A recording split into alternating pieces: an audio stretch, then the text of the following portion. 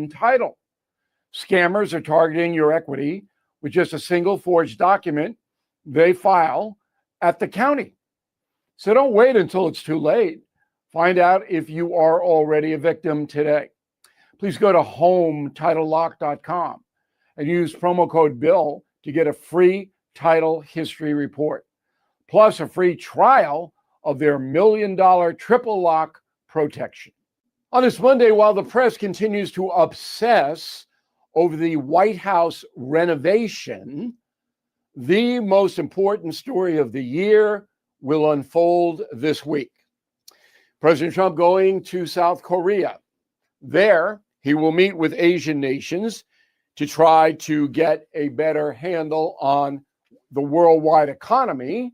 But most importantly, he's supposed to meet with the Chinese president, Xi, Xi, Xi. Now, if China becomes sane and allies with the United States in economic matters and calms chaos down all over the world, each human being on the planet benefits. China's propping up Putin, buying his oil. They don't need to do that. There's plenty of oil in OPEC, and the USA will send oil to China as well. Why get into Putin business? He is a psychopath. That's number one. Number two, we can work out this tariff stuff. We can work out the trade agreements. By we, I mean the Trump administration, because China needs the United States to buy their stuff in order to feed 1.5 billion people who don't have IRAs or the gold card. They have to eat. They have to sell. Here. Work it out, guys. The world needs it. Back in a moment. What happens when flu season hits and your medicine cabinet is empty? Don't get caught off guard. All Family Pharmacy makes it simple to prepare. If you want to be proactive with your health, this is the pharmacy for you. Stock up now on Tamiflu, antibiotics, antivirals, ivermectin, immune support, and much more. Delivered fast with a doctor's prescription included. Visit All Family Pharmacy, one word, allfamilypharmacy.com/Bill. Use promo code BILL to save 10%. That is the Morning O'Reilly Update. More analysis later on. From the Michael's Flooring Outlet Weather Center. Spotty light showers wind down slowly this morning, but stubborn clouds are going to try to hold on into the afternoon. Let's call it mostly cloudy for the afternoon forecast, and cool, too. A high of only 59. Lots of low clouds hanging in the air overnight with a low of about 50. Tuesday, we're dry to start, but boy, another round of rain shows up late in the afternoon, into the evening and overnight hours. Cloudy Tuesday with a high of 61. That rain continues into Wednesday. From the First Alert 4 Weather Center, I'm meteorologist Matt Chambers.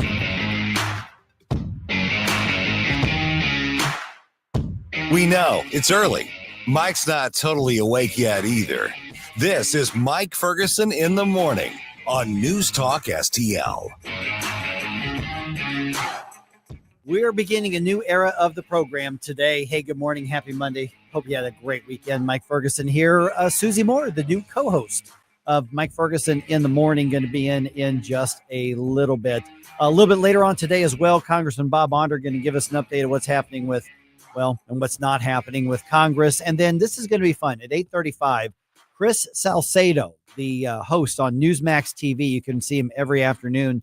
He's going to be with us at 8:35. He's got a new book out, and it's all focused on winning over Latinos and Hispanic voters to the conservative movement, because conventional wisdom, meaning mainstream media, says conservatives will never win those votes now that we're trying to get rid of illegal aliens, which is, of course, a very stereotyping and racist sentiment, but that's what the left does. So Chris will be with us at 8:35. I'm looking forward to this conversation. But, you know, we kind of had the handoff on the program with Susie and Gabe on Friday, because we went over some of these big stories and these big things affecting our lives. And, you know what, let's kind of revisit that. Here's Susie Moore, RedState.com, new co-host of the program, kind of getting us going on the news things that we're going to be updating you on here in just a little bit. I think the Kofifi dance game is going to step up, though. Oh, well, yeah. I am going to say you're definitely getting an upgrade on the Kofifi dance with Susie. Yes, right, Susie. Absolutely. Yeah. Oh, I want to go through some of the news here, but then let's chat about where we're going from this on the show here. We were just talking about this. I wanted to follow up and get your thoughts on this. Jamie Pritzker goes on Fox News last night, doubles down on the Nazi references. Doubling down. And then, of course, you've got these Democratic lawmakers or members of Congress to Letitia James and trying to use their positions in government to create portals and databases. And we're collecting information so we can prosecute the law enforcement officers. But then you've got, like I said, J.B. Pritzker literally being challenged on the Nazi reference, which he's been done before, and he doubles, triples, quadruples down and saying, well, yeah, as a historical reference, here's why it's like 1930s Germany, and that sort of thing. We would say on our side, it's like you're not learning the lessons from the violence, but I'm starting to think, no, they get the lessons on the violence. They just have a very different take on it than us. What's your take?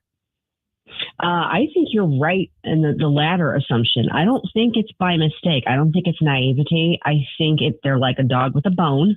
They don't want to let it go because they think in the long run, if they keep pushing and pushing, there's going to be some strong repercussions and reaction from the Trump administration and from law enforcement, and that gives them what they want. If there's let's just say there's an overreaction. I'm not saying that there will be, but if there is, or one that could be spun as an overreaction from the government, then they get to, claim victim status. They get to have a George Floyd summer or something if someone gets killed. So I think this is a very cynical ploy on their part. Hey, Susie, Gabe here. I'm really curious about what happens if and when, because what I want to happen is the lawmakers, the people in charge who are doing these things end up in prison. Ultimately, I would like that. But at the very least, I want the FBI to raid their homes, and I want them to be let off someplace in handcuffs because, the AG's office kind of calls for it. And we've already seen a warning being issued by them to these states who are doing these things. But that would be, I think, the one thing that would make sense to happen. But as you mentioned, that may be what they're looking for. What do you think happens in that scenario?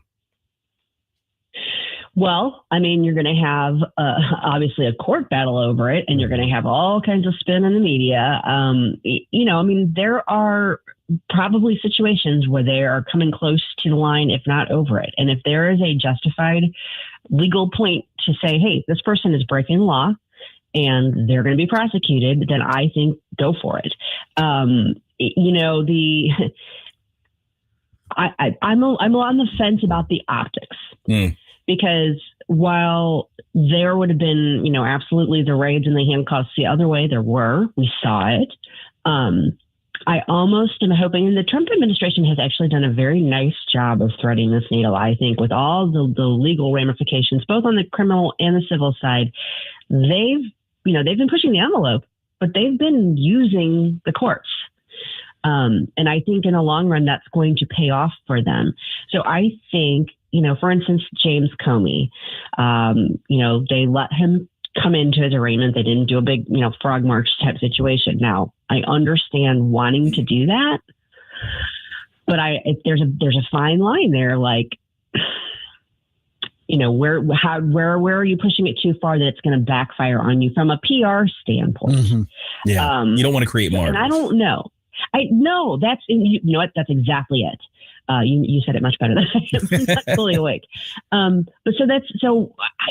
I definitely, there needs to be repercussions. There needs to be accountability. You just don't want it to be in a way that it doesn't create martyrs, as you pointed out. Okay, let me follow up on the PR aspect of this. Not even just for us. Let me shift gears a little bit to the whole shutdown thing. Yeah, because Gabe and I were chatting before we went on. I said, it's plainly obvious that the federal government is shut down because Democrats have voted now, 12 or 13 times to not fund things in the government. However, people tend to blame whoever's party is in charge in theory overall. And we're going into November when the stuff really is going to start hitting the fan for more people, because right now most people don't feel any impact of this, but come November more people will. And I wonder if the Democrats are banking on exactly what you just said to say the PR nightmare, even if it's unfair, through media support or whatever the case is, the PR nightmare they're hoping will be aimed at President Trump and the Republicans, even though it's clearly the Democrats who are voting. I mean, they literally voted down an effort to pay federal employees, or at least certain essential federal employees, yesterday when the Republicans said, okay, we'll carve that out. And Democrats said, nope, all or nothing here. And so it's policy-wise the Democrats' fault, but will the public see it that way? Because perception becomes reality after a while. Well, that's a good question. I think if it were just starting now, that might be more of an issue. It's been going on now for 24 days. The entire time, it's been pointed out over and over and over again. Look, the House voted on this over a month ago. Mm-hmm. The House did their job. It's the Senate Democrats that are holding things up here. And that's been made very, very clear. The administration has been very strong going on offense of it.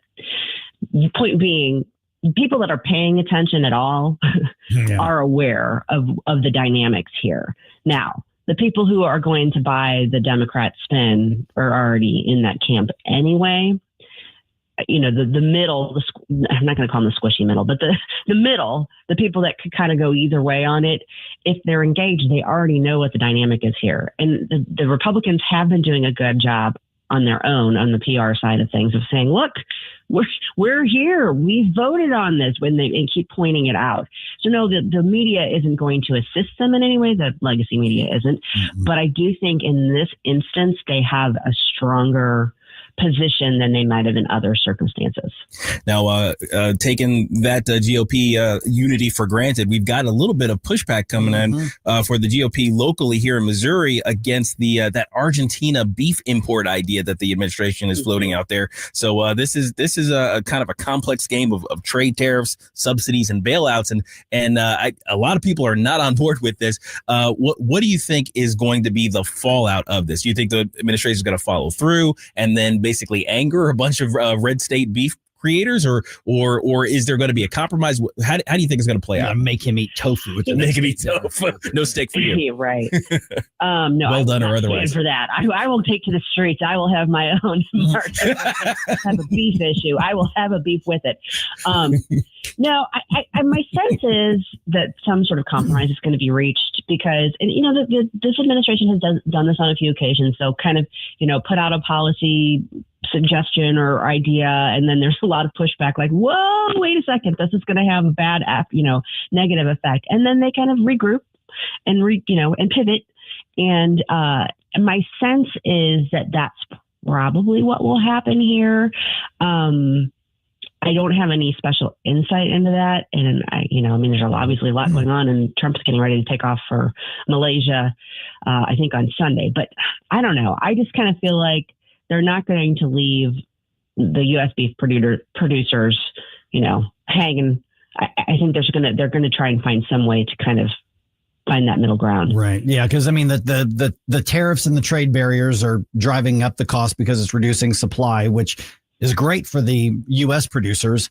And then he says, well, we're going to subsidize you with tariff money and then bring in Argentine beef, which is going to bottom out the prices, and the farmers are going, that's a lose deal for us, and also, so, I mean, it's just so complex, like Gabe was saying. All right. So Susie Moore, RedState.com. All right. Now's the time here. We begin the formal handoff here. Handover. And so you've been a listener in addition to being a part of the NewsTalkSTL family pretty much since day one. We see you in the chat box and everything. What you're going to bring is a whole different set of things than what Gabe has, so the show necessarily becomes a different show on Monday. But kind of assess what Gabe's brought to St. Louis. Oh my gosh! Yeah, I don't even know how. I don't even know how to encapsulate it. I mean, when I first started listening to Gabe on the radio, I was just enthralled because he's got this incredible way of distilling things down to, with his brilliance. And he takes something that's complex and distills it down to something very digestible for anyone. Got a great way of doing that. An incredible laugh, an incredible energy, an incredible spirit. Like, you're making me blush, Susie. well, good. You should. No, I mean, Which is hard to see. It's hard to see. It's a complexion thing. Yeah. You approach it all with this attitude that's a very, and it appeals very much to me because I know you're faith-based. It's a loving attitude, but it's a firm attitude. And I just feel like you bring so much to the discussion that goes beyond just, talking points or throwing red meat or that sort of thing. And I hope to do that in my own way, but I know that I can never be Gabe, and I'm not going to try to be Gabe. I am not a rocket scientist. I am not a rocket surgeon. But I'm going to try, and I'm sure it'll take me a little time to kind of grow into it and figure out my own voice and role, even though I've been on a lot, but I am really looking forward to the opportunity. But I am definitely going to miss listening to Gabe. Now, I'll say this, because I've had the opportunity to work with Susie, both actually from the host position, and she was my co-host too. I was her co-host, and right. She's the host. So we've been in both positions with each other in the room, and we've had such great conversations. And she brings a new perspective that I think a lot of listeners are going to benefit from as well. So I think the show's on its way to different, but I dare say better. All right, 314-912-1019. As always, that's how you get involved in the conversation right here on 1019 and 94.1 News Talk STL.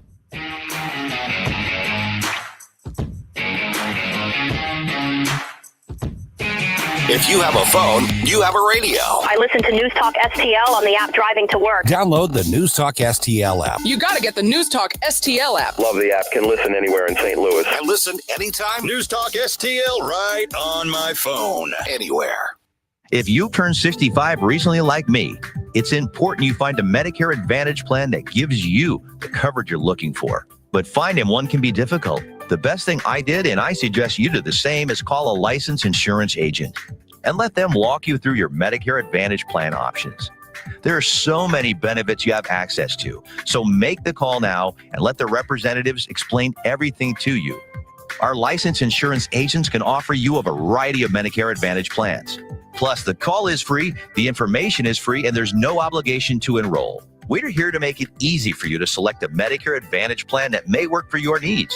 Finding a Medicare Advantage plan can be easy if you do what I did. Make a quick call right now to learn more. Thank you. 800-439-7851. 800-439-7851. 800-439-7851. That's 800-439-7851. Why leave your company's story to chance? In today's digital world, video content isn't just an option. It's essential for your success. At Blue Ocean Media Group, we've spent decades crafting compelling visual stories for businesses just like yours. From concept to completion, our award-winning team transforms your vision into powerful video content that connects with your audience and drives results. Don't trust your brand to amateurs. Partner with Blue Ocean Media Group. Visit blueoceanmediagroup.com today, and let's bring your story to life.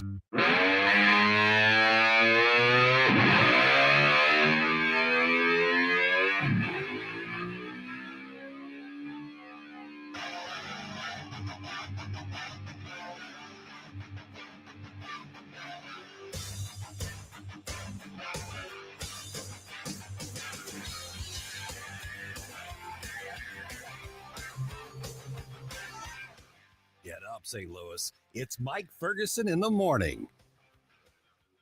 All right. I'm not kidding. Have a plan B if you're planning to fly somewhere in the coming weeks. Oh, yeah. Oh, I'm dealing with that. I would say I dealt with it over the weekend. I'm dealing with it right now. Wow. Let's put it that way. I got a little taste of what's probably coming. Let me put it this way. I just got back home, boy, like not even 9 hours ago or so from Philadelphia, because in large part because of the delays of the shutdown. So I'll get to that here in just a few minutes. It is 5:48 right now. Got Jerome here. I'm Mike on Susie's first day as co-host. Woo! She's going to be in here in just a little bit. Guess what I got to do this weekend? What's that? Okay, so I just mentioned I was in Philadelphia over the weekend. One of my wife's colleagues got married, so we went out there to go to her wedding and her reception. And she had the reception. She's a real big history nerd. like massive history nerd. And she was able to book her wedding reception at Valley Forge. Nice. So I was at Valley Forge on Saturday, like the location, the actual Valley Forge. That's where the wedding reception was. And I got to hang out with George and Martha Washington. Ooh. So as part of what they had at Valley Forge was the George Washington impersonator to Martha. And I think that Martha Washington, in quotes, is actually his wife too. And it was funny because this guy was really cool. Rachel and I were like among the first ones to get to the reception because there was basically we knew just a couple of people at the wedding. So we didn't really hang around too much after the wedding. We're like, well, we'll just go to the reception and, just kind of hang out there, walk around Valley Forge a little bit. And so we get out there and we're greeted by, quote unquote, George Washington and Martha Washington. He's dressed in the General Washington garb. And, we're chatting for a few minutes because he wasn't quite in character yet because we were a few minutes early. And we're just chatting. And then he kind of does, what do you do for a living? And I mentioned, I said, well, I'm actually a conservative talk show host in St. Louis. And his eyes just lit up. He's like, really? You're conservative talk? I'm like, yeah. And then he leans in and he goes, can you believe those Democrats are? So then he started talking about his daughter is really got a lot of potential and she wants to get involved in politics. And he talked about, how Charlie Kirk's assassination, is affected him personally. And this guy's probably in his, I would say probably early 60s, probably. So, a little bit older than me. And he was just passionate about the country. And so clearly, him deciding to either do a side job or I don't know what this is for him as George Washington is clearly a perfect fit because this guy's a patriot. So we can say that Washington's not turning in his grave right now. He's going to people's weddings. Apparently he's going to people's weddings and he's partying. He's partying at Valley Forge. So it was just cool. I just, it was a great time. I mean, I'm exhausted, but it was a great time, even though I didn't really know anybody. I knew like one or two people at the wedding. That was it. But they were, it was kind of cool because now I can say, well, I partied with George Washington at Valley Forge. Well, sure. Haven't you? I mean, I am so jealous right now. I had to put those pictures up on like X or something like that. So AVP Mike Ferguson. I've changed my handle, AVP Mike Ferguson. So I'll put that up maybe either sometime this morning or right after the show or something like that. But it was a good time until it was time to start coming back. Mm-hmm. So last night. And so I was supposed to get back to Lambert. I think I was supposed to fly out at 4:00 Eastern time and get back here around 7:15 or something like that. Okay. Well, we get to the check-in and the lady at the check-in counter, she looks at me and she goes, nope. And I'm like, what? And she goes, the plane that's going to be your plane to go to Midway, to Chicago, to your connector. She's like, that's running late. Oh, I'm like, well, okay. And it was only 20, 30 minutes late. So I'm thinking, well, it's not a big deal. She goes, you're going to miss your connection to Midway. And I don't have a way to get you back to St. Louis from Chicago. Oh. And I'm like, oh, crap. So she starts looking through all the other stuff. She goes, oh, there's one going to Nashville. It'll get you back in a little bit later. And then, oh, no, somebody just took the flight, And so I ended up on a direct flight, but it didn't go out until, frankly, the time I was supposed to be here. So I didn't get back till after 11 last night. Wow. So I'm in bed, 11:30, 12. Of course, I get up, at a ridiculously early hour. So I'm going on about 2.5 hours of sleep. And I'm thinking, are there weather delays? Because there were problems out of Dallas. There were problems out of Orlando. There were problems out of Los Angeles. All of these connecting flights coming into Philadelphia. And all of these flights were being delayed in Philadelphia. And so, I'm just kind of eavesdropping on the conversations with the airport folks. And one of them said, well, I don't know, maybe it's a weather delay or whatever. Well, then I see a Fox Business report. No, these were delays because of the shutdown, because of staffing issues with everything from transportation workers to whatever else. And so this is kind of the first taste of what is going to be happening as a ripple effect as a result of the shutdown. And so we can point out accurately that the Democrats are keeping the government shut down. Now, media is going to blame the president and Republicans. We know that. We're going to talk to Congressman Bob Onder about that here around 7:30. But the reality is, and I'm not talking about the politics of it right now. The reality is that you need to have a plan B if you are planning to fly somewhere in the next few weeks, maybe month or more. You've got to have that plan B. Yeah, because even if the government were to open up today again and they can get all the people back to work, it's still going to take time to get everybody back in the groove and to be able to, so there's still going to be that ripple effect to worry about as well. And with how close we are to the holidays, it's going to be kind of, hectic for everybody to get caught back up and to get back into how things were before the shutdown, which again, it's because the Democrats want to add $1.5 trillion in spending to a already major deficit. And that comes out to way too much money for us taxpayers. George Washington objected to that over the weekend too, just to let you know, he agrees with us. I'm just saying. By the way, speaking of the flight though, let me do a little sidebar. At 7:20, and I already showed this to Jerome, so he knows what's coming here on this. Part of the flight to Philadelphia turned out to be really special. I was able to witness something that was just sobering, but it was amazing. Especially once we figured out what actually was going on. It was what they call a dignified transfer of a serviceman whose remains were being brought back to the United States. So we actually saw that because the remains were on the plane with us. But then Susie and her team over at RedState, I said, I don't know who this is. And I'm looking and searching. I couldn't find out.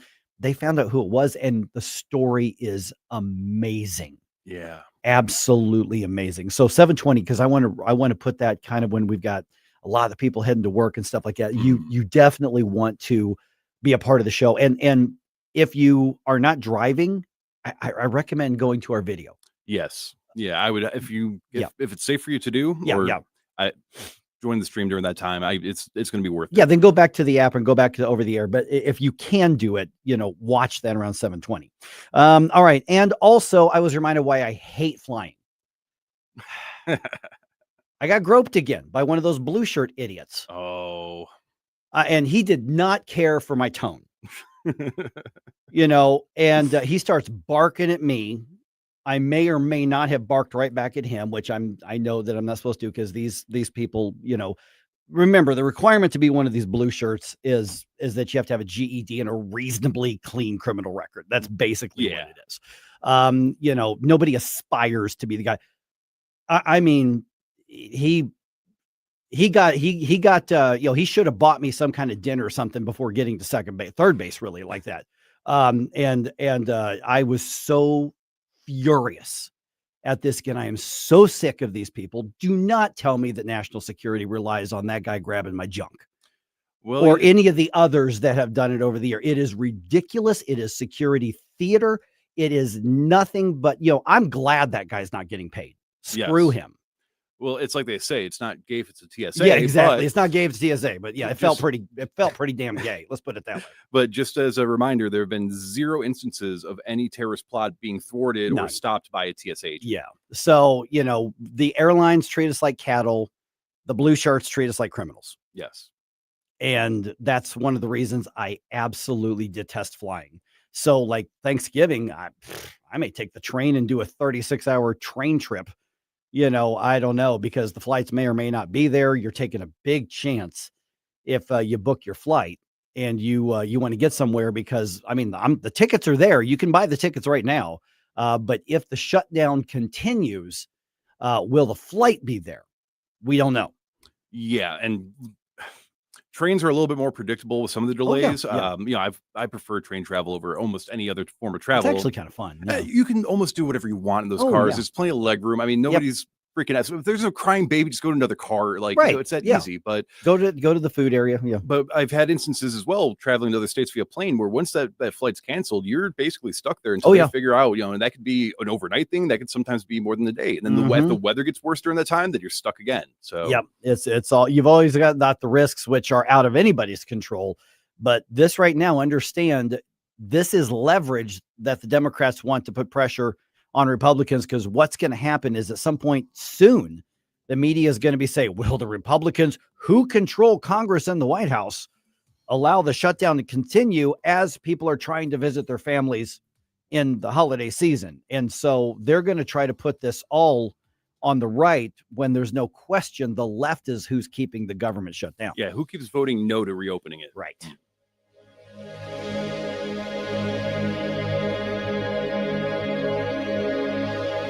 Streaming TV is where it's at. It's not about cutting the cord anymore. That's old news. It's all about your customized TV options. With the best and cheapest high-speed internet and your own TV subscriptions, we've got your dream TV lineup. Between wired and satellite internet and TV, you now have tons of options. Save money and get more internet speed and better TV today by calling the Whole Home Connect. We scan your location and offer you the best TV and internet options. And we always have specials and promotions. So when you call, ask about that. Take 5 minutes of your time. Make this free call now and learn how to save money and get better internet and TV for your home anywhere in the U.S. Make this simple and free call now. 800-257-1632. 800-257-1632. 800-257-1632. That's 800-257-1632.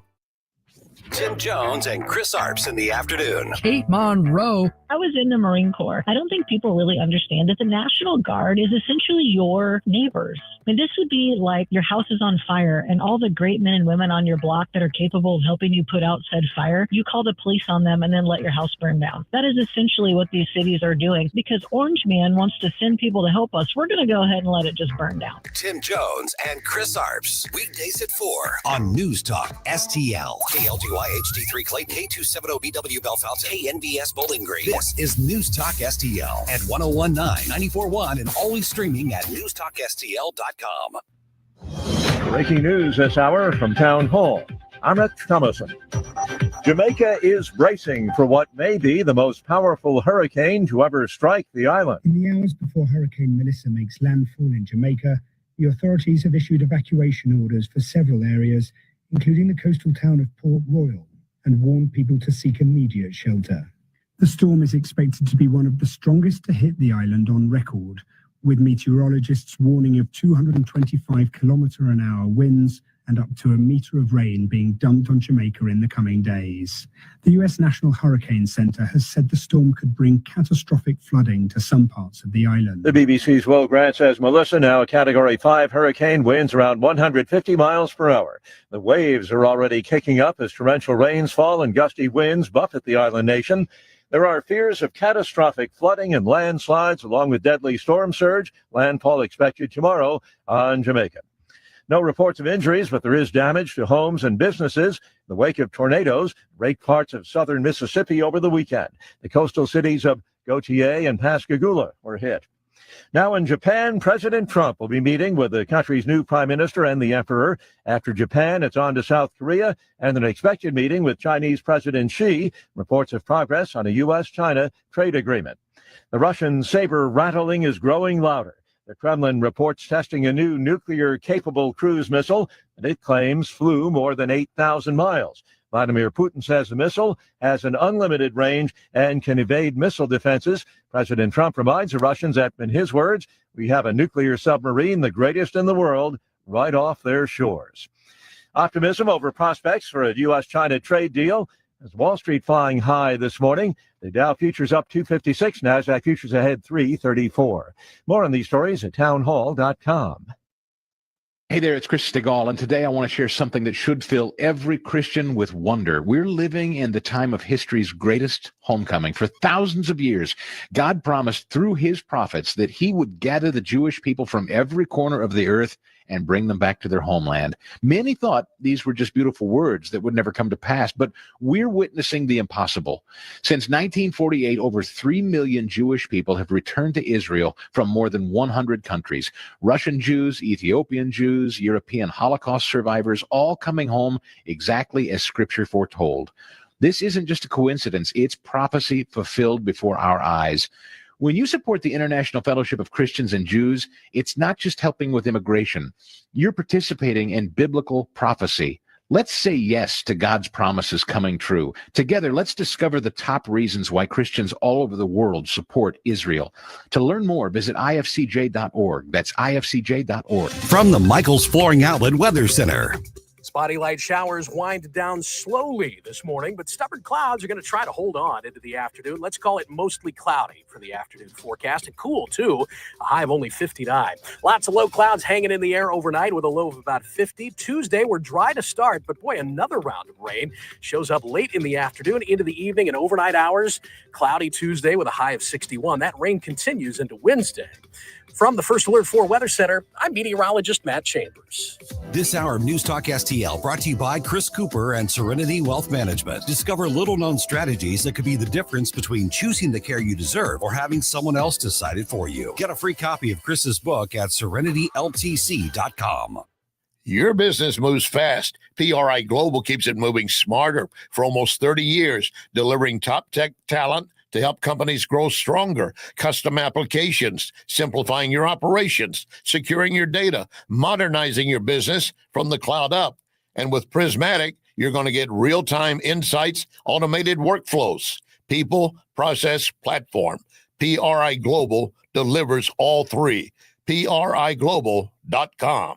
Now you can fly anywhere in the world and pay discount prices on your airline tickets. Book a flight today to London, Paris, Madrid, or anywhere else you want to go and pay a lot less guaranteed. Call the International Travel Department right now at Low Cost Airlines. 800-515-2397. 800-515-2397. That's 800-515-2397. Here's my problem.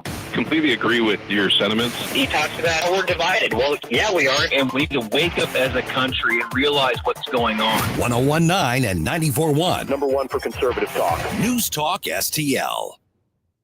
This hour of Mike Ferguson in the Morning is brought to you by Stifel. Request a portfolio review from your Stifel financial advisor at stifel.com. That's STIFEL.com. Mike Ferguson. Big guy, one of the biggest in the world. Susie Moore. You think he's ready? He's not ready. St. Louis. I have a feeling that by the end of this evening, I'm going to be blamed for everything. Mike Ferguson in the Morning on News Talk STL. Get up, this is your cousin. All right, the Boeing employees vote on the new offer, and it was a very close vote. Tell you what happened on that here in a second. Also, the stakes are getting higher in the government shutdown standoff. Eventually, this is going to affect you. It's going to happen. And in just a little bit here, did Ronald Reagan really love tariffs? We're going to dissect President Trump's claims about that. I actually happen to know one of the foremost experts on Reagan's legacy, and I actually got I got something from him on that. So you saw this, right? The president says, I'm increasing tariffs on Canada because I am angry at their television ad they aired. That literally happened. I wish I were kidding. I wish I were kidding on that. All right. 6:06. We got Susie Moore here and Brewster Jerome. I say we get started with the news dump here. All right. Successful dump. Wake up, America. It all worked out. You know, I mean, they got all the news. The Morning News Dump. All right. Boeing's striking non-workers will stay off the job. Yep, by a 51 to 49% vote, according to multiple reports. The International Association of Machinists and Aerospace Workers rejected the company's latest offer. The company is accusing the union bosses of misleading workers about the proposal. The strike began 3 months ago. It involves about 3,200 workers. So just about half of those workers said, no, I want to go back to work. And just enough of them said, nope, we're staying off the job. Reports say that on average, this 3-month strike has cost each and every worker about $25,000 in salary and benefits. Whoa. Because you're talking about 1/4 of the year. Yeesh. So that's what they have lost. And at this point, they're not going to get it all back. No. And they shouldn't. They haven't been working. Well, yeah. I don't. Well, I mean, I guess they really mean it. They're determined to have something give, but yeah. So, I mean, I haven't been following it, so I don't know if there's been any progress made. No. And Boeing made it clear a couple weeks ago. Their words were the economics will not change. Okay. Of this. This is the offer.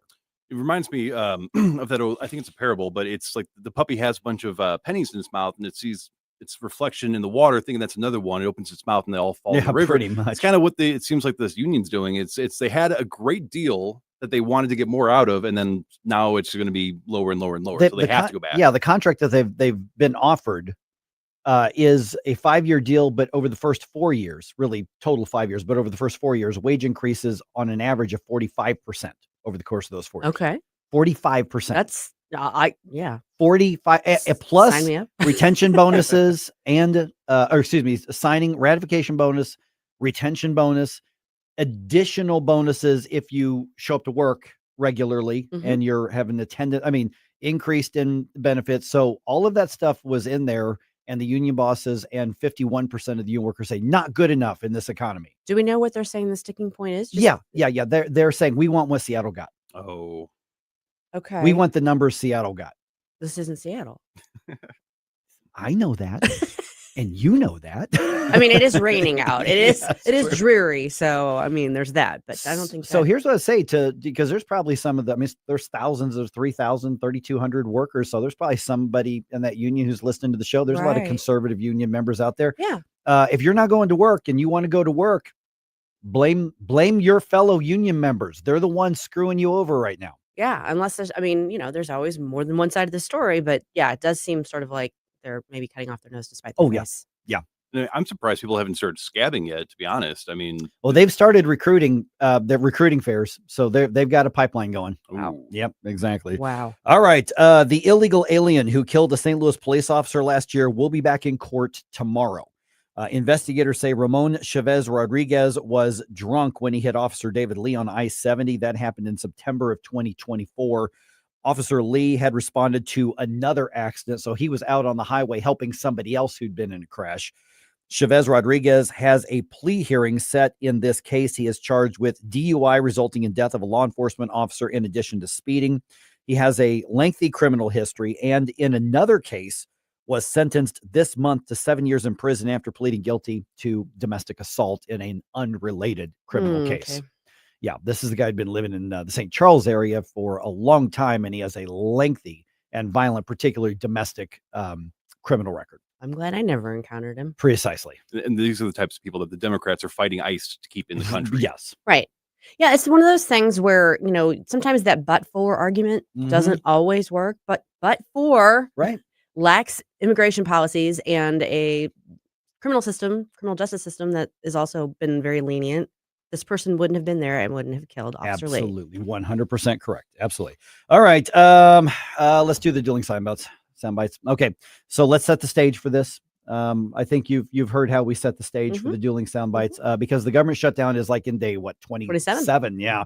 Or something like that. Let's start with Representative Hakeem Jeffries. Someday he's going to be the Speaker of the House, just so you know.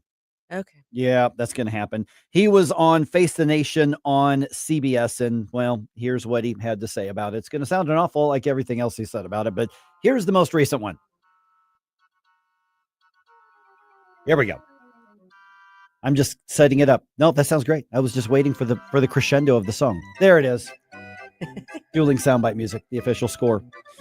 Here he goes. Rep. Hakeem Jeffries. As Democrats, we've maintained from the very beginning and continue to maintain we will sit down anytime, any place with anyone, either at the Capitol or back at the White House, to reopen the government, to negotiate a bipartisan spending agreement. Yeah. Okay. So notice that they're not talking about what it is they're demanding. They're just like, we're going to talk, and they don't even want to talk to us. Mm-hmm.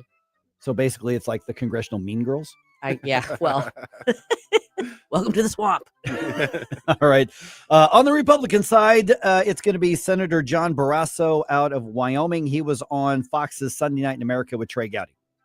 This is mean. It is heartless. Evidently, they think that withholding paychecks from people who are working, or possibly even holding back food from women's and infants and children, maybe they think that gives them leverage. I would say leverage for what? For health care for illegal immigrants paid for by taxpayers? Yeah. So it doesn't look like this is anywhere close to being resolved. No. We're going to talk to Congressman Bob Onder about this at 7:35. You need to stop playing the same exact clips every single time. I mean, or those are all different. Wow. Every single day. Oh, good God. All right. Gas prices continue to fall. You notice those that's been a nice change of pace. Now, according to industry analyst Trilby Lundberg of the Lundberg survey, she says this week's average cost for regular grade gasoline lower than what we saw at this time in 2024. We have a bigger drop in the pump price now. Gasoline prices just dropped 11 cents in the past 2 weeks, and this price is 8 cents lower than it was 1 year ago. The new price is just under $3.12. Yeah, and the fairly significant drop that happened, she attributes to, in part, the Israel-Hamas ceasefire. Really? Yep. Interesting. She says future price cuts will probably be at a slower pace, but she is anticipating the prices could go down a little bit more than we're getting in the holidays. We'll see what happens. There was a significant drop about a week and a half, 2 weeks ago for like 20 cents because it's been right at $2.89 forever. And then all of a sudden it's like $2.65. Right. Dude, what? Load up now. Do it. Yeah. Yeah. All right. Public service announcement. Leave the stem on your pumpkin. Oh, okay. Yes. Oh, yeah. According to an article in the New York Times, keeping the stem on keeps the pumpkin from rotting as fast. Well, I always just figured it made it an easy handle to That's what I thought too. So that is, of course, referring to the decorative pumpkins that are not carved to make jack-o'-lanterns already. Because once you stab it, all bets are off. on it. Right. But you still need the handle if you're going to have to pull the lid off. Yeah.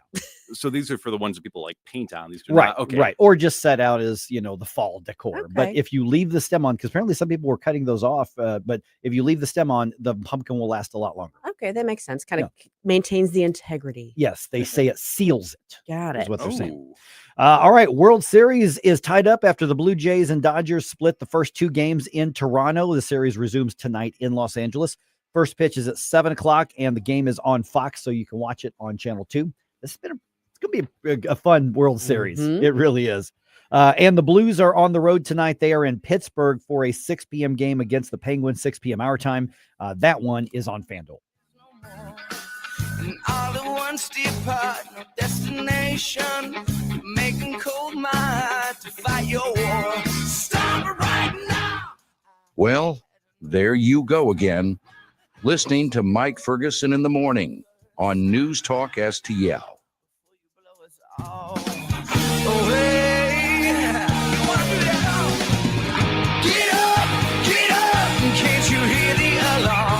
Looking for an underwater adventure or a scaly new friend? Dive into Tropical World Pets on Watson Road. For 32 years, this family-owned wonderland has been St. Louis's go-to destination for all things aquatic and reptilian. With over 7,000 square feet of aquariums, we're home to the area's largest selection of freshwater fish, including rare cichlids you won't find anywhere else. But that's not all. We've got tarantulas, snakes, and lizards galore. Tropical World Pets, 314-849-4020, or visit twpstl.com.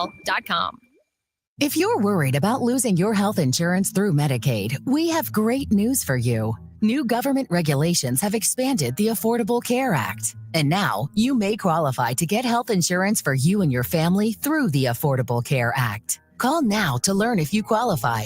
We know the healthcare regulations regarding Medicaid, and we've helped thousands of people find quality, affordable health insurance. Plus, all our research is free to you. So call us. With just one call, we'll shop from hundreds of different insurance companies to find you the right affordable health insurance plan. So if you're worried about losing your Medicaid insurance, call right now. Speak with a licensed agent and find how you may qualify for a new health insurance plan. 800-479-0931. 800-479-0931. 800-479-0931. That's 800-479-0931. Paid for by the Health Insurance Hotline.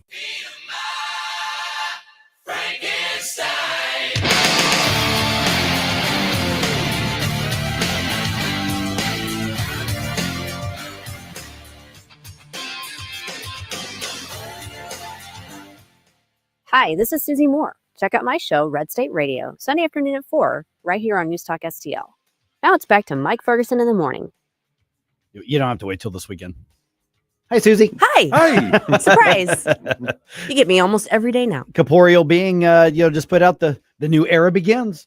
It's true. It is. I know. The dawn of the new era, and That's it's right. not even dawn yet. I'm still trying to wake it up. Because you're not filling in. No. This is your gig No, now. this is real. I know. That's why I put it out on social media. I feel like a kid on her first day of school. That's right. New kid at school. Hopefully everybody's going to be nice to me, not like, Yeah. my books. What was funny is whoever was in on the weekend recording, they locked the studio door. And so I usually when I come in, like the first thing I do is I grab my headphones and I put them here because I have forgotten, and we'll start on the show. I'm like, oh crap, I got to go run, in there real quick. And I forgot to unlock it. So, it was, I didn't undo the thing on the back of the thing. So you come in the studio and it's locked with Jerome. Like locked and out. You're probably thinking we're hazing you. Exactly we weren't. what- We just forgot to unlock it. Like, hello, can I come in? Oh my goodness. Well, welcome. Thank you. And here we go. Glad to be here. All right. So the effects of the government shutdown, they're spreading. So here's the question: How does this end? Originally, I thought it was going to end because after a couple of weeks, the Democrats were going to say, okay, we made our point. Right. We're going to come to the table. You do have 2 Democrats and an independent that have already said, we're on board with reopening the government. So they just need a couple more. But the longer it goes, it seems the more dug in they are. And it hasn't become cost prohibitive, apparently, to Chuck Schumer to change anything.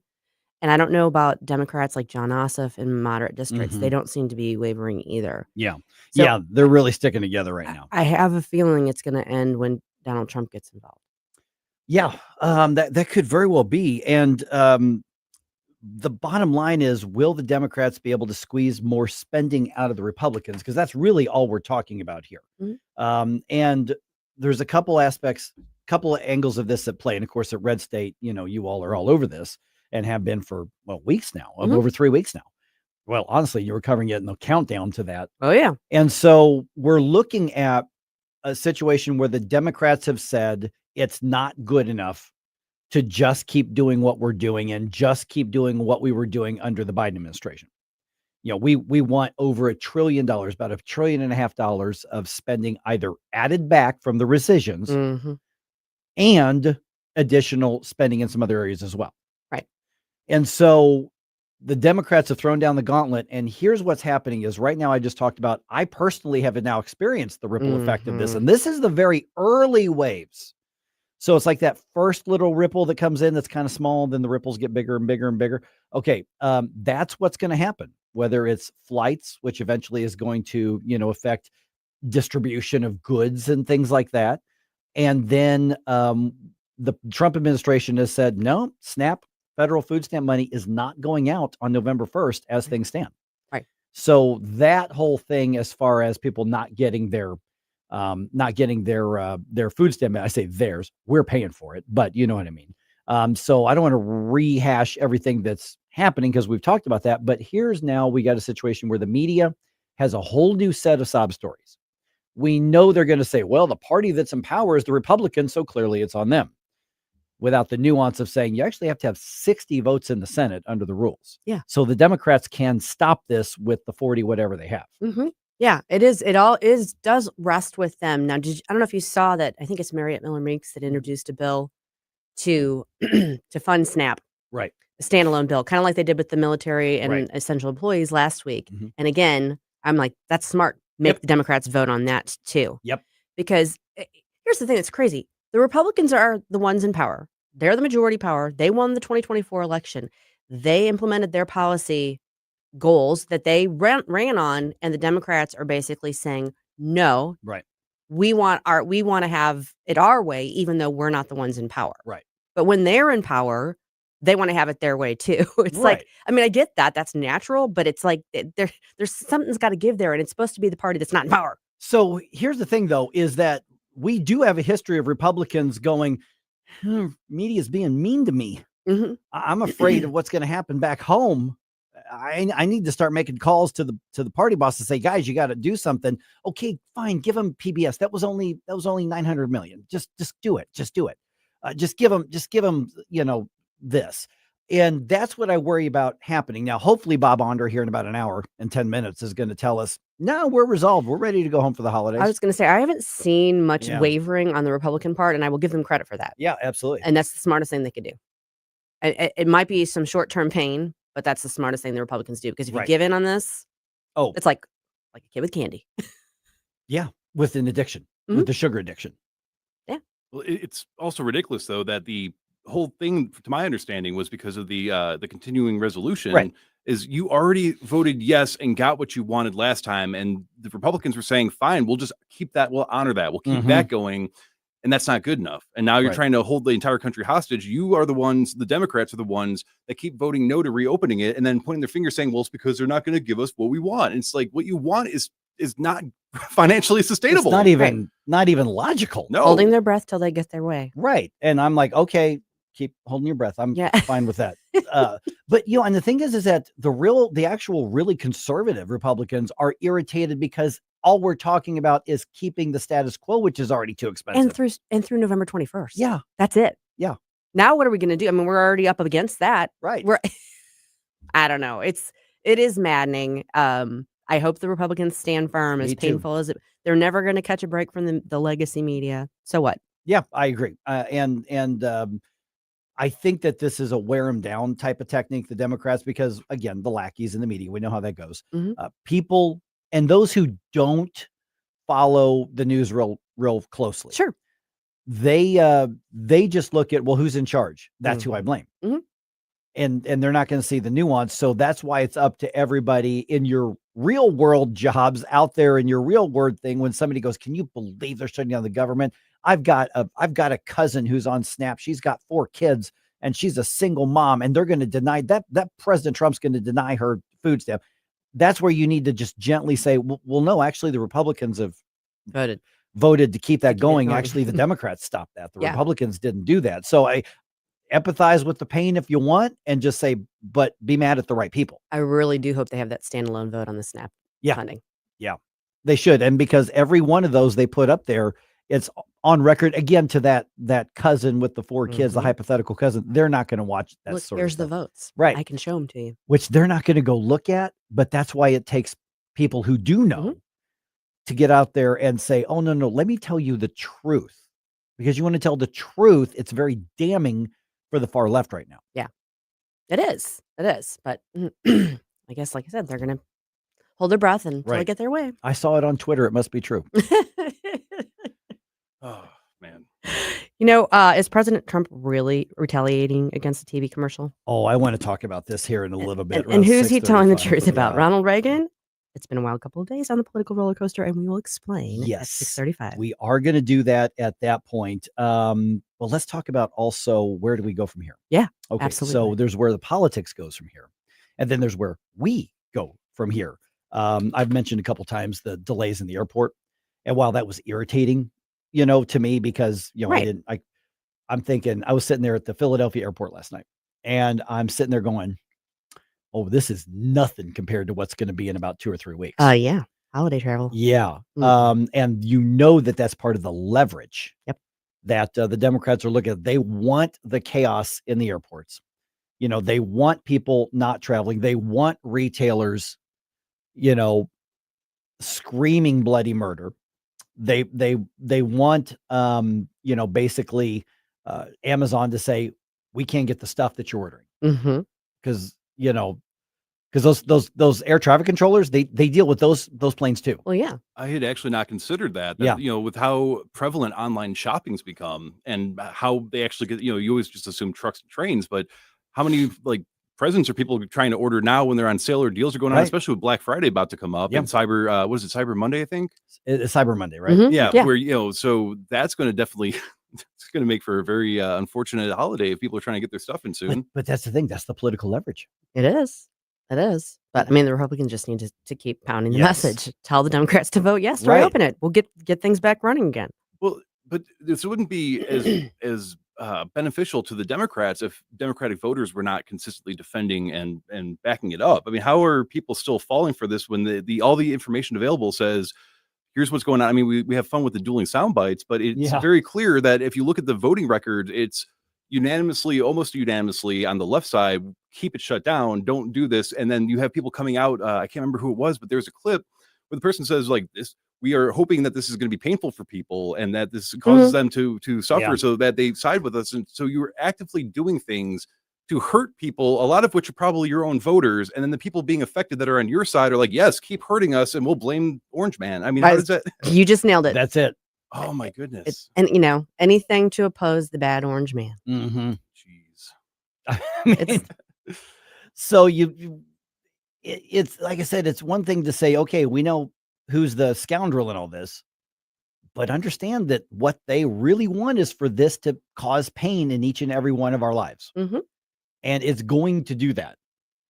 I mean, it's going to do that. So, and I'm telling you, you need to be taking evasive measures now when you're planning for the holidays. Well, I am good there because I don't fly. Yeah, I had that conversation with Rachel last night because I was so mad after getting molested by the TSA again. Mm-hmm. Yeah, that guy really enjoyed and took his job seriously. He was a big fan, huh? Yeah, yeah. He decided that my eye roll and sigh was enough reason for him to think he was going to puff up and bark at me. That doesn't work with me. And this is the area where you're supposed to comply with everything for these people who might have a GED. You know, and so let's just say we're not friends in real life. He's not inviting you to dinner. No, he's not. You know, and that's the thing is, you know, I mean, Rachel's trying to calm me down because I am so livid over all of this. Mm-hmm. And I said, you know, if I'm at a restaurant or I'm at a concert or I'm at a bar and some guy says, stand there, don't move, and then grabs your junk, I'm knocking him out. Yes. That he's unconscious. Mm-hmm. You know, that's what's happening. I'm filing charges. Yeah. You put a blue shirt on him in an airport and you just have to let him have his jollies. One more reason I enjoy the fact that I don't fly. Yeah. And that's, I told Rachel, said, this is one of the reasons I can't stand to fly and I try not to. Yeah.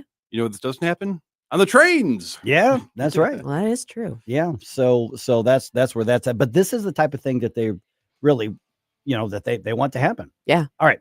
So we've already got a little bit of talk going on about this, you know, the president being mad about this ad that Ontario, now it wasn't the Canadian government. It was the Ontario, is that a province there? I guess. Yeah. Mm-hmm. Yeah. Provincial government aired during the World Series. And the president actually got so angry. He's like, I'm raising tariffs on them to punish them for the TV ad. Mm-hmm. Okay, so let's find out what was actually said, and then who's actually right, because the president then went on to say, well, Reagan loved tariffs. Did he?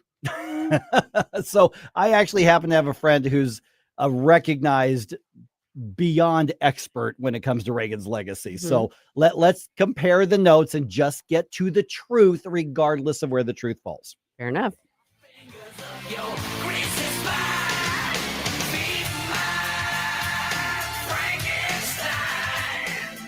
Mike Ferguson in the morning. I've driven all over Washington, D.C. I cannot find the money tree. On NewsTalkSTL. If you have a phone, you have a radio. Download the all-new NewsTalkSTL app. Love the all-new NewsTalkSTL app. On my way to work in the morning. Usually in the car. I listen on the app in my car every morning going to work. Download the NewsTalkSTL app and listen anytime, anywhere. From the Michael's Flooring Outlet Weather Center. Spotty light showers wind down slowly this morning, but stubborn clouds are going to try to hold on into the afternoon. Let's call it mostly cloudy for the afternoon forecast, and cool too, a high of only 59. Lots of low clouds hanging in the air overnight with a low of about 50. Tuesday, we're dry to start, but boy, another round of rain shows up late in the afternoon, into the evening and overnight hours. Cloudy Tuesday with a high of 61. That rain continues into Wednesday. From the First Alert 4 Weather Center, I'm meteorologist Matt Chambers. Yo, this is Vic. Vic for Vets is proudly honoring our veterans. Every Wednesday at 11:05, you'll hear about that day's honoree and their incredible service to our country. Hi, it's Ken. You want to nominate a veteran? Send their name, service information, and story to me, Ken, at NewsTalkSTL.com. Brought to you by Alamo Military Collectibles and Monocle's Pizza. Together, let's celebrate the heroes in our community, Vic for Vets, where honor meets gratitude. Mike Ferguson here. Retirement should be a time you can relax. No more stress from work. But there's one thing you can't forget about when retiring. That's your money. Do you have enough saved to fund your income for life and keep up with inflation? How will you claim your Social Security benefits? And what about long-term care? The ClearPath Wealth Management Group at Stifel is here to help answer all of these questions. You can hear their latest views on the markets and investing during On the Money, hosted by Stifel financial advisors Bob Stockdale and Eric Robert, every Saturday morning at 9, right here on News Talk STL. They can help you get organized, guide you through critical retirement decisions, and create an investment portfolio designed around your needs. To schedule your free retirement plan consultation, go to clearpathinvesting.com. That's clearpathinvesting.com. NewsMax.com or call 636-695-2650, 636-695-2650. Stiefel Nicholas and Company Incorporated, member SIPC and NYSE. Colombo and Company. On Monday, we start another week with the government shutdown that's now lasted nearly a month. We'll discuss the latest, plus Gabe Pfeiffer, Paul Kurtman, and AI expert Mike McCleary. Live and local weekdays at 2 on Newstalk STL.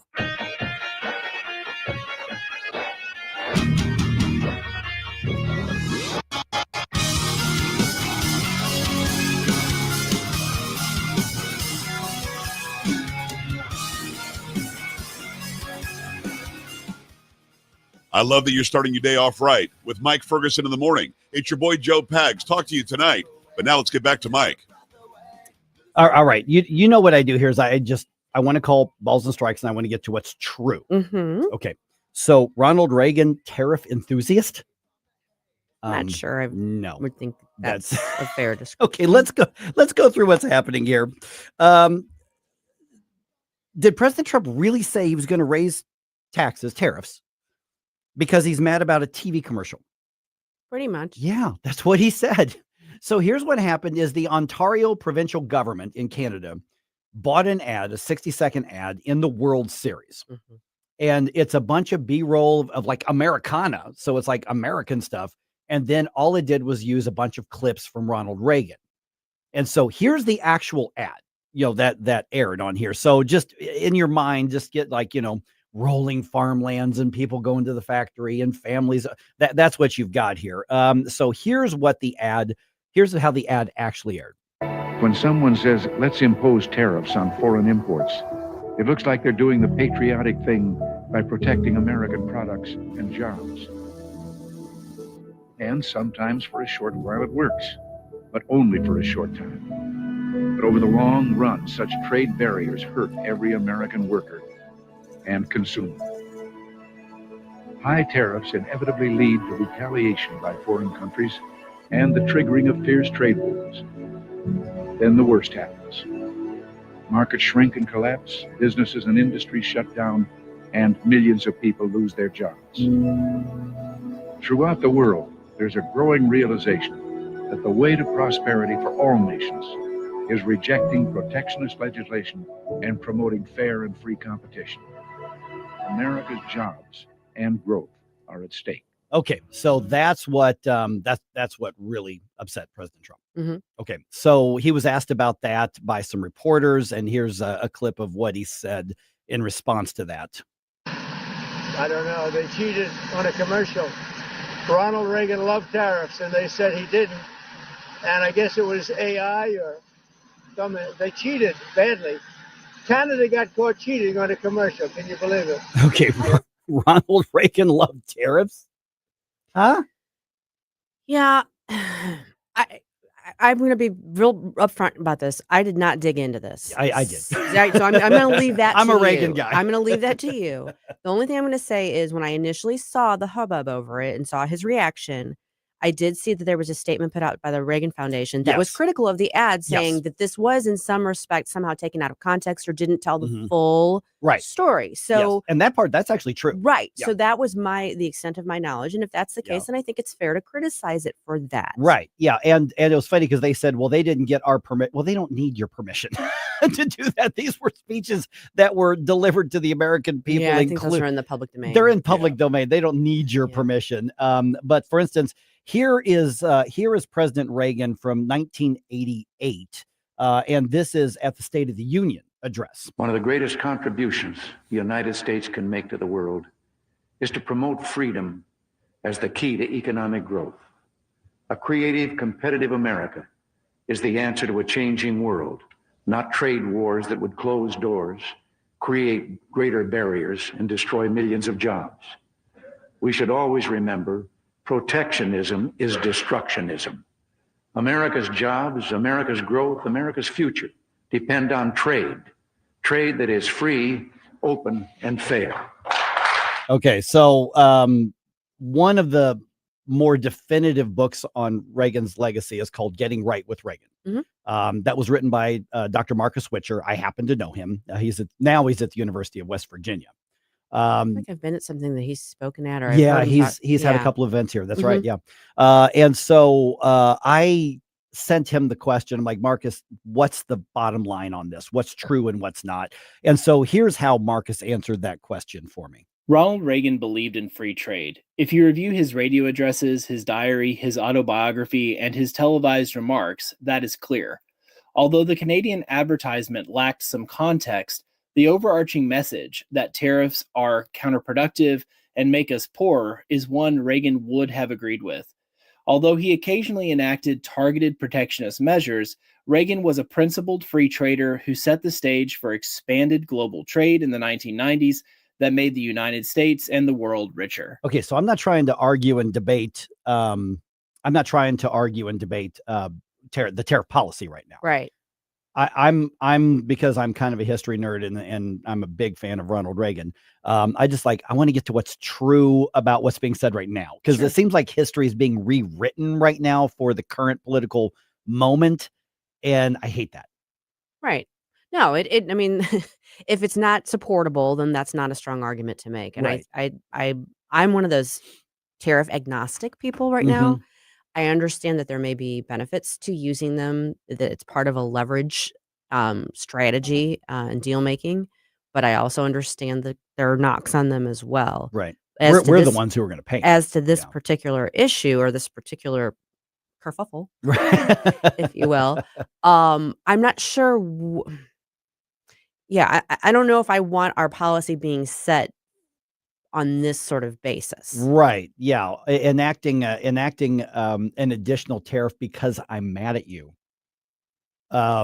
is not a good public policy reason. Now, listen, if you're for the tariffs, I understand both sides of the argument, but can we agree that you really pissed me off is not a reason to enact a tax increase? I have one thought about that, though. Okay. I agree with that. Yeah. I will agree with that.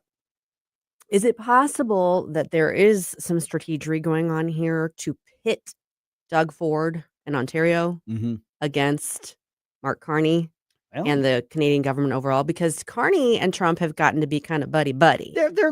They seem to be establishing. Yes. Yeah. So Anybody's better than Trudeau. And Ontario's kind of been the fly in the ointment as far as some of these negotiations go. So I wonder if there might not even be some effort to really put some extra heat on Doug Ford and Ontario to get better results with our negotiations with Canada. Let's hope that's the case. Maybe. That he's doing 80-60 chess right now kind of thing. Well, I'm not going to go that far, but I'm thinking sometimes there is actually a method to the madness that I wasn't aware of initially. And then I'm like, oh, okay, kind of get that. Yeah. Hopefully, I'm hoping that's it. And it wasn't just, I'm mad. Right. Yeah, because you looked at his Truth Social. I'm like, man, you got so much to do. This is what you're angry about? Yeah. I mean, everybody has an off night. Well, maybe that's the strategy, though, is he's just setting the pace to say, don't make me mad, or we're going to retaliate in whatever economic way we can. That is one of Donald Trump's strengths, is his ability to keep people off balance and to make them keep them guessing as to where he's actually going with something. And he does, I think, use the sort of the bully persona to his advantage for that. I mean, sometimes maybe it is just reactive. I don't know. I can't have promise to have any insight here as to what's going on, but it'll be interesting to see what what discussions evolve this week. I mean, he's in Asia right now, so he's not going to be talking to Carney or the Canadians that much. But I'm sure that Scott Bessent and the other part of the team there'll be some discussions going on. Oh, because and Trump threatened to cut off discussions. Now that's a leverage right there. Sure. That he's doing, because the Canadians, they don't want that. No, they don't. Either. Honestly, we shouldn't want that either. But this has been one of our most reliable trading partners, particularly on building materials for decades. Yeah. They have a lot of trees up there. They do, because they don't have that many people. They got a lot of trees. So there's that aspect of it. But I'm looking at this and I'm like, okay, tariff, no tariff, whatever your position. I'm like, don't rewrite history for the moment. Right. And that's really, I think, what bothered me the most on this, because Reagan, we had so much prosperity as a result of Reagan's leadership. Was he perfect? Nope. There were plenty of things that I disagreed with on him, but overall, his free market approach to policies, overall, he made some mistakes on illegal immigration and amnesty. He did do a few targeted, tariffs, but they were temporary for the most part. And so overall, he tore down trade barriers. And that's one of the reasons that we had such prosperity as a result of his leadership. Yeah, Lunch Lady's saying that Reagan imposed 100% tariffs on Japanese electronics, and then I'm looking through now, and there are other times throughout the years that he had invoked, but as you said, it was mostly a temporary sort of thing that didn't. Yeah, I mean, the only thing I'll say about that is Trump himself has said that he doesn't really like tariffs. I mean, he doesn't not like tariffs. But he's also said, I think it would be great if no one had them. I mean, I am using them as a tool. So in other words, he recognizes that the value of free trade too, but he is, I think, obviously more, has more affinity for using them as a tool than perhaps Reagan did. Yeah. But Reagan did use them too. Yeah. Well, then like Marcus Whitcher, we had in there, he goes, while he did use a few protectionist measures, including tariffs, overall his legacy was free trade and lowering them because of the way that Reagan thought that they hurt us. And that was Reagan's take, which is why that's my point on it is, you all know I'm not a tariff guy. I'm a free trade guy. But when on this, I'm like, well, let's at least set the record straight on what Reagan's history is. And Vicky points out as well that it makes her mad that it has been allowed for all these other countries to do enormous tariffs against us, and no one has said or done anything about that. But now that we're tariffing back, then all of a sudden we seem to have an issue, because I know with some of the people I talk to, the belief is that if you don't have fair markets, you really can't have a free market. So the thing is, the tariffs are a tax on us. True. But that's the bottom line, is we're the ones who pay it. That's just the economic reality of it. So but they're tariffing us, frankly, that hurts them. Yeah. I mean, that's why I say I'm tariff agnostic. Yeah. Because I see both the arguments of it, but I don't know. Thousands of workers in St. Louis have decided to stay off the job, and we've got an update for you in the news dump at 6:50. I am just a man, not superhuman. I'm not superhuman. Someone save me from the haze. It's just another war. Our government is too big and it spends too much. Just a step on the edge. Still waking up like you fought a bear in your sleep? Yeah, let's fix that. This Labor Day, starting September 5th, save up to $725 on top brands like Tempur-Pedic, Serta, and Beautyrest, only at Snooze Mattress Company in Chesterfield Valley. Here's the real game changer, Dream Mapping. We scan your pressure points and match you to the perfect mattress. No guesswork, just real comfort, personalized for you. Plus, 0% easy financing and local no-pressure service. Get in here, because if you don't snooze, you lose. Every 2 seconds, someone needs blood. Someone who is fighting cancer, undergoing surgery, or experiencing a life-threatening illness. The need for blood is critical and constant. I'm Congressman Bob Onder. A single blood donation can save lives. Donate blood today and offer help and hope to those who need it most. This message brought to you by the National Association of Broadcasters and this station. Are the days of a personal doctor gone? Not at Body of Health Direct Primary Care. I'm Dr. Randy Tobler to share how our design is putting the care back into healthcare. Plain and simple, our members, not insurance companies, get our exclusive focus. That means same or next day appointments, responsive answers to your concerns, and a no-spin, big tool chest approach. It's about time you get serious time devoted to your medical needs. To learn about healthcare the way it ought to be, schedule a discovery call today at bodyofhealth.com. That's bodyofhealth.com. This hour of Mike Ferguson in the Morning is brought to you by Stifel. Request a portfolio review from your Stifel financial advisor at stifel.com. That's STIFEL.com.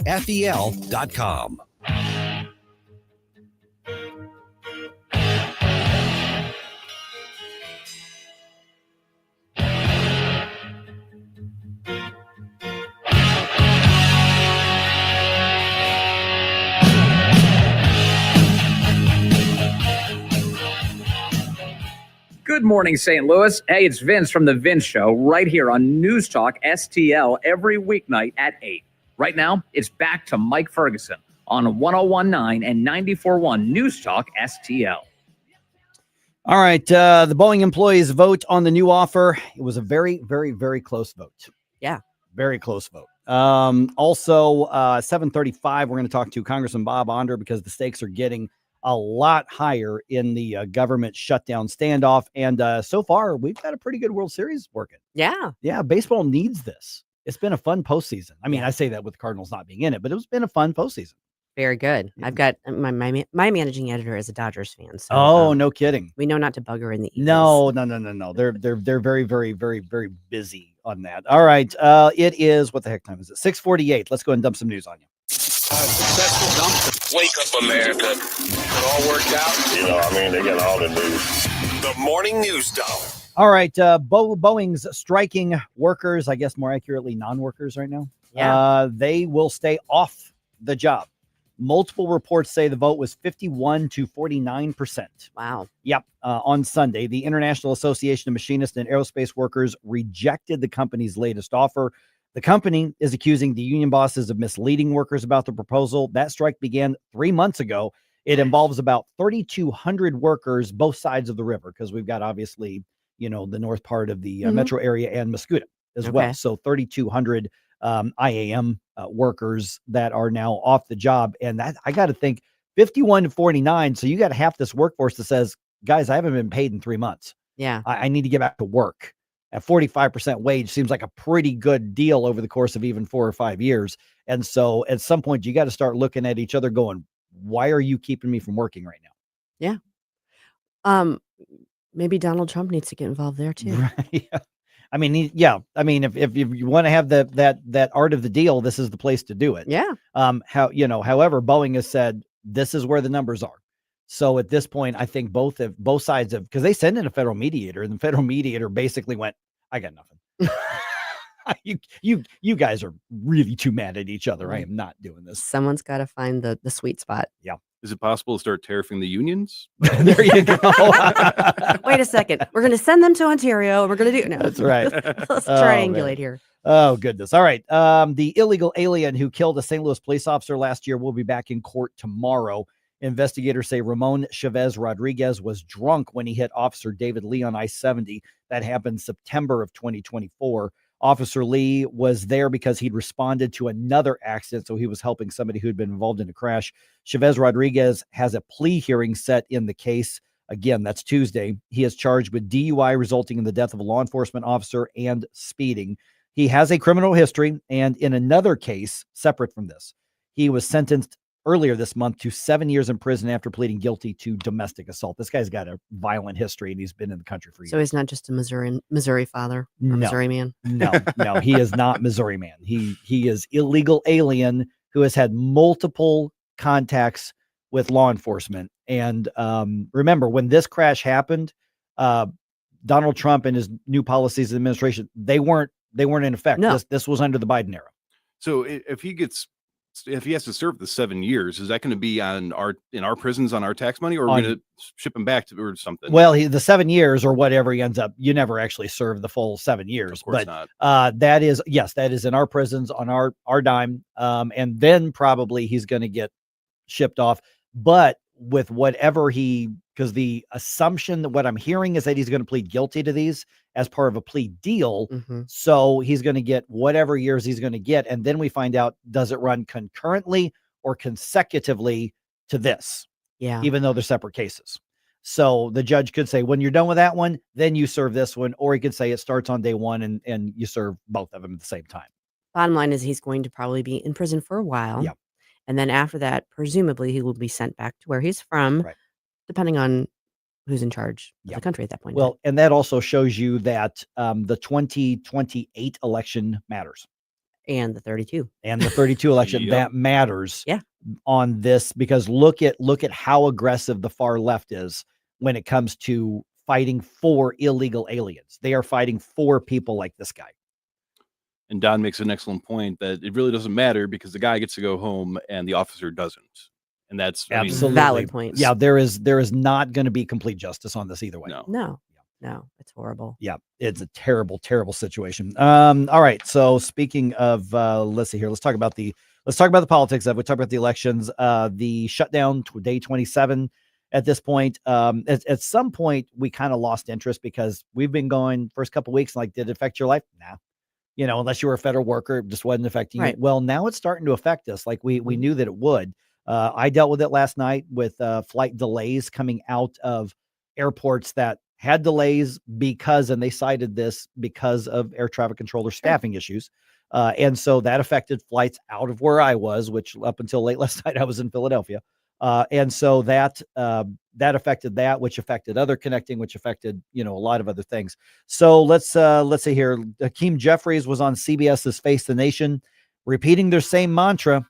As Democrats, we've maintained from the very beginning and continue to maintain, we will sit down anytime, any place with anyone, either at the Capitol or back at the White House, to reopen the government, to negotiate a bipartisan spending agreement. Yeah, and the thing is that for them right now, Susie, bipartisan means, well, not the bipartisan thing we have in place now. Right. It's the bipartisan means give us what we want, even though you won the election. Yes. Yeah, them speak. Exactly. On the Republican side, from Sunday Night in America with Trey Gowdy, Senator John Barrasso. This is mean. It is heartless. Evidently, they think that withholding paychecks from people who are working or possibly even holding back food from women and infants and children, maybe they think that gives them leverage. I would say leverage for what? For health care for illegal immigrants paid for by taxpayers? Yeah, I mean, the air traffic controllers, I mean, this is really the key point here. They're supposed to show up to work even without a paycheck. Yeah. But think about that. Though. Yeah, but if you're going now a month with no paycheck, at some point you're like, I can DoorDash and make some money and pay the rent. Mm-hmm. I got a utility bill and they don't care why I don't have the money.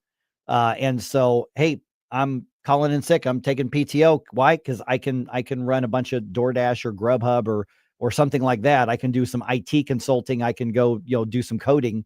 Right. And I can make some money, and you can't blame them for that. No.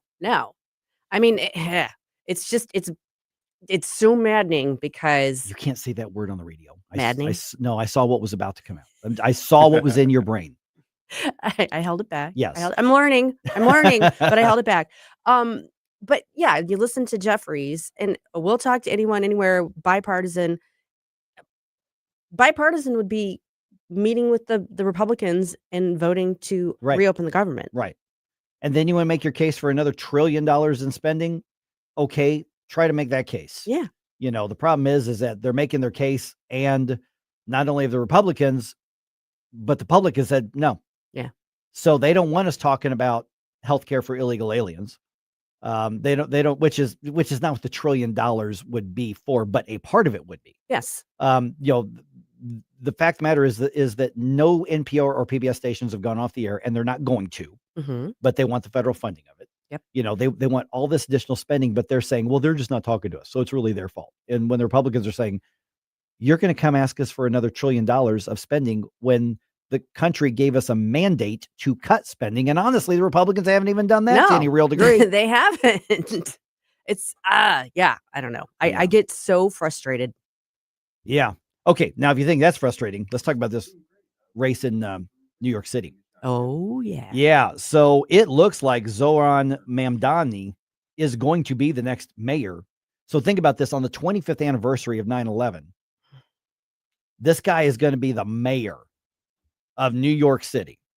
And so they had a big rally for him and his campaign last night. Among the speakers, AOC. The future, our future, is not determined by a despot in a house built by enslaved people.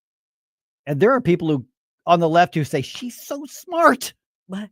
I think she rent the White House.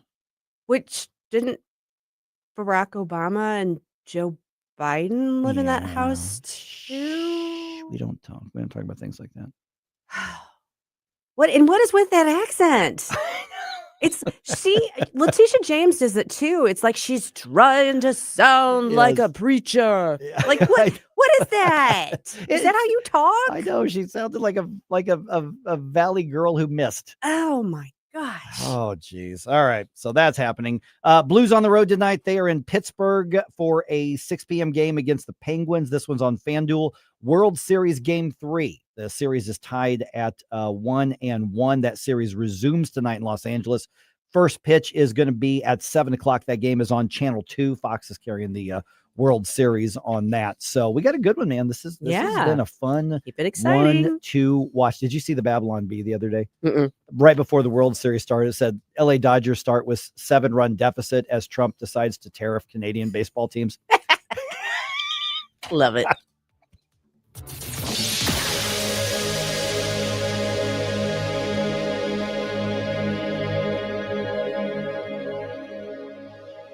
Hi, I'm Jen Wallner. And I'm Rodney Wallner with the Wallner Home Selling Team at Berkshire Hathaway. Hey, Rodney, how do you sell your home for top dollar? That's easy. Call the Wallner Home Selling Team at 314-810-SOLD. What if I want a flexible commission rate? Call the Wallner Home Selling Team at 314-810-SOLD. When's the best time to sell your home? Right now, call the Wallner Home Selling Team at 314-810-SOLD. For all your real estate needs, call the Wallner Home Selling Team at 314-810-SOLD. That's 314-810-SOLD. Yes, it's been really hot and humid, but fall and winter right around the corner. Tim Jones here to tell you, time to get a hold of Chad Hansen and the gang at Hansen's Tree Service for your home or your business. Grinding, land clearing, green waste recycling, tree consulting, removal, or pruning. The organic mulch from Hansen's a wonderful addition to beautify and spruce up all your landscape beds. They offer substantial volume discounts for bulk orders and emergency tree removal. Just go to hansenstree.com. That's hansenstree.com. If you're living with diabetes and using insulin, you know the pain of pricking your fingers over and over again. By wearing a small remote device called a continuous glucose monitor or CGM, you can reduce the pain of pricking your fingers right away. If you're testing your blood sugar 4 or more times per day, injecting insulin 3 or more times per day, or using an insulin pump, call the Diabetic Health Hotline today. 800-515-2380. That's 800-515-2380. Paid for by U.S. Med. KLGY HD3 Clayton, K270BW Bellefonte, KNBS Bowling Green. This is News Talk STL at 1019, 94.1, and always streaming at newstalkstl.com. Breaking news this hour from Town Hall. I'm Rich Thomason. President Trump's week-long visit to Asia has taken him to Japan, where he has met with the emperor. This evening, he sits down with newly minted Prime Minister Takaichi. The president is also looking forward to this week's meeting with Chinese President Xi. That sit-down will take place in South Korea. It comes amid reports of significant progress on a U.S.-China trade agreement. Wall Street pumped up about that. Stock futures sharply higher ahead of this morning's opening bell. No end in sight to the government shutdown. It's now day 27. It's already having an impact on air travel as air traffic controllers work without pay. A controller's shortage triggered a brief ground stop the other day at LAX. Federal Transportation Secretary Sean Duffy warning the government shutdown is affecting air traffic controllers, worrying about their next paycheck. They got a big fat zero. No paycheck is coming on Tuesday. Duffy said on Fox News Sunday Morning Futures, many already calling in sick and taking other action ahead of Tuesday. If I don't feel like I have enough controllers or enough controllers that are focused, we will slow down traffic. We will stop traffic. The FAA says a staffing shortage in California held up flights departing for Los Angeles. The agency issuing a temporary ground stop at one of the world's busiest airports, LAX. Staffing shortages also causing disruptions Sunday at another busy airport, Newark. I'm Julie Walker. Jamaica's already feeling the impact of powerful Hurricane Melissa ahead of the main event, and the Cat 5 storm makes landfall tomorrow. The rain's already been coming down in sheets, winds picking up along with the ocean waves. Melissa may be the most powerful hurricane to ever slam the island. Watching Wall Street, Dow futures are up 204 points. NASDAQ futures ahead 308. More on these stories at townhall.com. If you have an IRA or 401k, this is a message you really need to hear. In just the last 2 years, the price of 1 troy ounce of silver has more than doubled, up over 100%, and silver is now poised for major gains in the months ahead. Call Advantage Gold at 800-741-GOLD to learn how to convert a portion of your retirement assets into physical silver and position yourself for the next wave of growth in precious metals. It's not too late to leverage the power of silver to help secure your financial future. With the devaluation of the U.S. dollar and volatility in the stock market, silver continues to be a safe haven asset that investors trust. When you call 800-741-GOLD, you'll get your free precious metals rollover guide, plus a copy of former IMF Chairman Ken Rogoff's book, Our Dollar, Your Problem. The time is now to consider adding silver into the mix to protect your retirement. Call Advantage Gold at 800-741-4653. Consult your financial advisor before investing. Call 800-741-GOLD. From the Michael's Flooring Outlet Weather Center. Spotty light showers wind down slowly this morning, but stubborn clouds are going to try to hold on into the afternoon. Let's call it mostly cloudy for the afternoon forecast, and cool too, a high of only 59. Lots of low clouds hanging in the air overnight with a low of about 50. Tuesday, we're dry to start, but boy, another round of rain shows up late in the afternoon into the evening and overnight hours. Cloudy Tuesday with a high of 61. That rain continues into Wednesday. From the First Alert 4 Weather Center, I'm meteorologist Matt Chambers. This hour of News Talk STL is brought to you by Rodney and Jen Wallner and the entire Wallner home selling team at Berkshire Hathaway. Call them today at 314-810-SOLD. 314-810-SOLD. Do you owe the IRS $10,000 or more in back taxes? Are you being audited or investigated? Has the IRS sent you a letter demanding payment? You may not owe what they claim. Make this free call to the tax doctor now. Let them negotiate with the IRS on your behalf. 800-240-4586. 800-240-4586. That's 800-240-4586. This December 13th, join wreaths across America at Belle Reve Gardens Cemetery as we remember the fallen, honor those who serve, and teach our children the value of freedom. Help us lay remembrance wreaths on the graves of our fallen heroes. Sponsor a wreath, volunteer, or bring your family to this meaningful tribute to our veterans, because every hero deserves to be remembered. Learn more and sponsor a wreath. Visit NewsTalkSTL.com.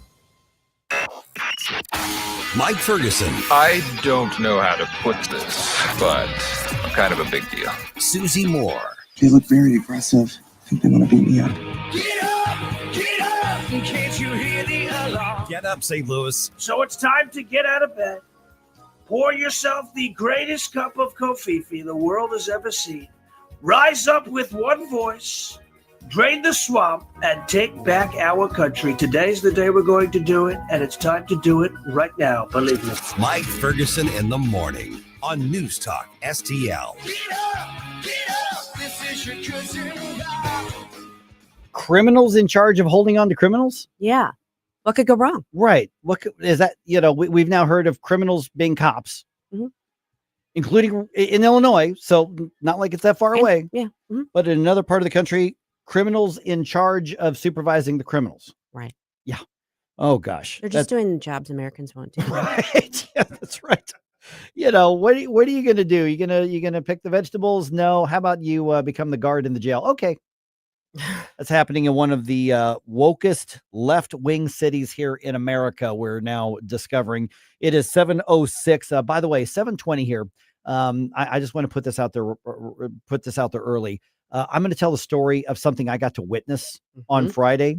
And it's one of those things where you're kind of going, what? I'm delayed. They're not letting me off the plane, but it was worth every extra minute because of what I got to witness. I'm excited to talk about that. It really, yeah. And I normally would never do this. If you're listening on the app or you're listening, over the air and you're able to, you may want to watch us on video, just at least for that segment. Then, we're still on the air and on the app after that, because I've got video of what I was able to witness. And it was the return of one of America's World War II heroes to the United States. Pretty amazing. And we actually got to see it. And I couldn't believe, once we figured out what was actually happening beyond just a soldier's casket, it was really an amazing. I can't believe I got to see it. So we'll talk about that right around 7:20. Joined now by Becky Noble from RedState. You ever heard of RedState, Susie? Once or twice. Check that out, redstate.com. Here's the article title. Here's the latest from the Just When You Thought It Couldn't Get Any Weirder in Seattle files. And Becky wrote that article. And so, Becky, please tell me I'm overstating this, that illegal aliens, those living in violation of our laws, are hired to be prison jail guards overseeing other people accused of violating our laws. Please tell me that that's just me being loopy and goofy and that's not actually happening. Hi, Mike. Thanks for having me on. I wish I could, but as Susie just said, apparently they're doing the jobs Americans don't want to do. But yeah, in Washington State, they have hired in King County, which is Seattle, where else? They have hired about 30, I think the exact number maybe was 38, but it could be more, about 38 illegal immigrants to work as corrections officers in the King County correctional facilities. So yeah, illegal immigrants are guarding actual citizens. It's pretty crazy. Becky, when I first saw you were writing this story and then read this story, I was doing the little double take too, because it seems to me like there should be layers of vetting that go into who is placed in roles where they are corrections officers, where they are overseeing prisoners, that sort of thing. And yet somehow that wasn't done here or was intentionally overlooked. With it being Seattle and the left coast, they could have done maybe some sort of superficial vetting and then got to a point where they were like, oh, okay, yeah, you're fine. Go on ahead. But yeah, you would think there would be not only some sort of state procedure, but maybe even a federal one to vet people to see if they're actually in the country illegally, and B, if they have any criminal record of their own. But when you're talking the left coast, maybe that just doesn't matter. And, I think what's going on with all of this is that they're just the left and Democrats are just trying to normalize illegal immigrants working in places like law enforcement and places that do make you go, oh my God, what are they doing there? They're trying to normalize it. Yeah. One of the things I noticed in your article is most states, even blue states, have laws that say you have to pass like an FBI background check and this, but Washington apparently has some of these laws, and there's a lawsuit trying to challenge that law. That was referenced in, I believe it was your article on that. So is this even bigger than the dozens of illegal aliens being hired in a corrections position? I mean, is a possibility that the laws that require these positions to be filled by Americans, could that be challenged in court? Well, yeah, and at least in Washington State it is.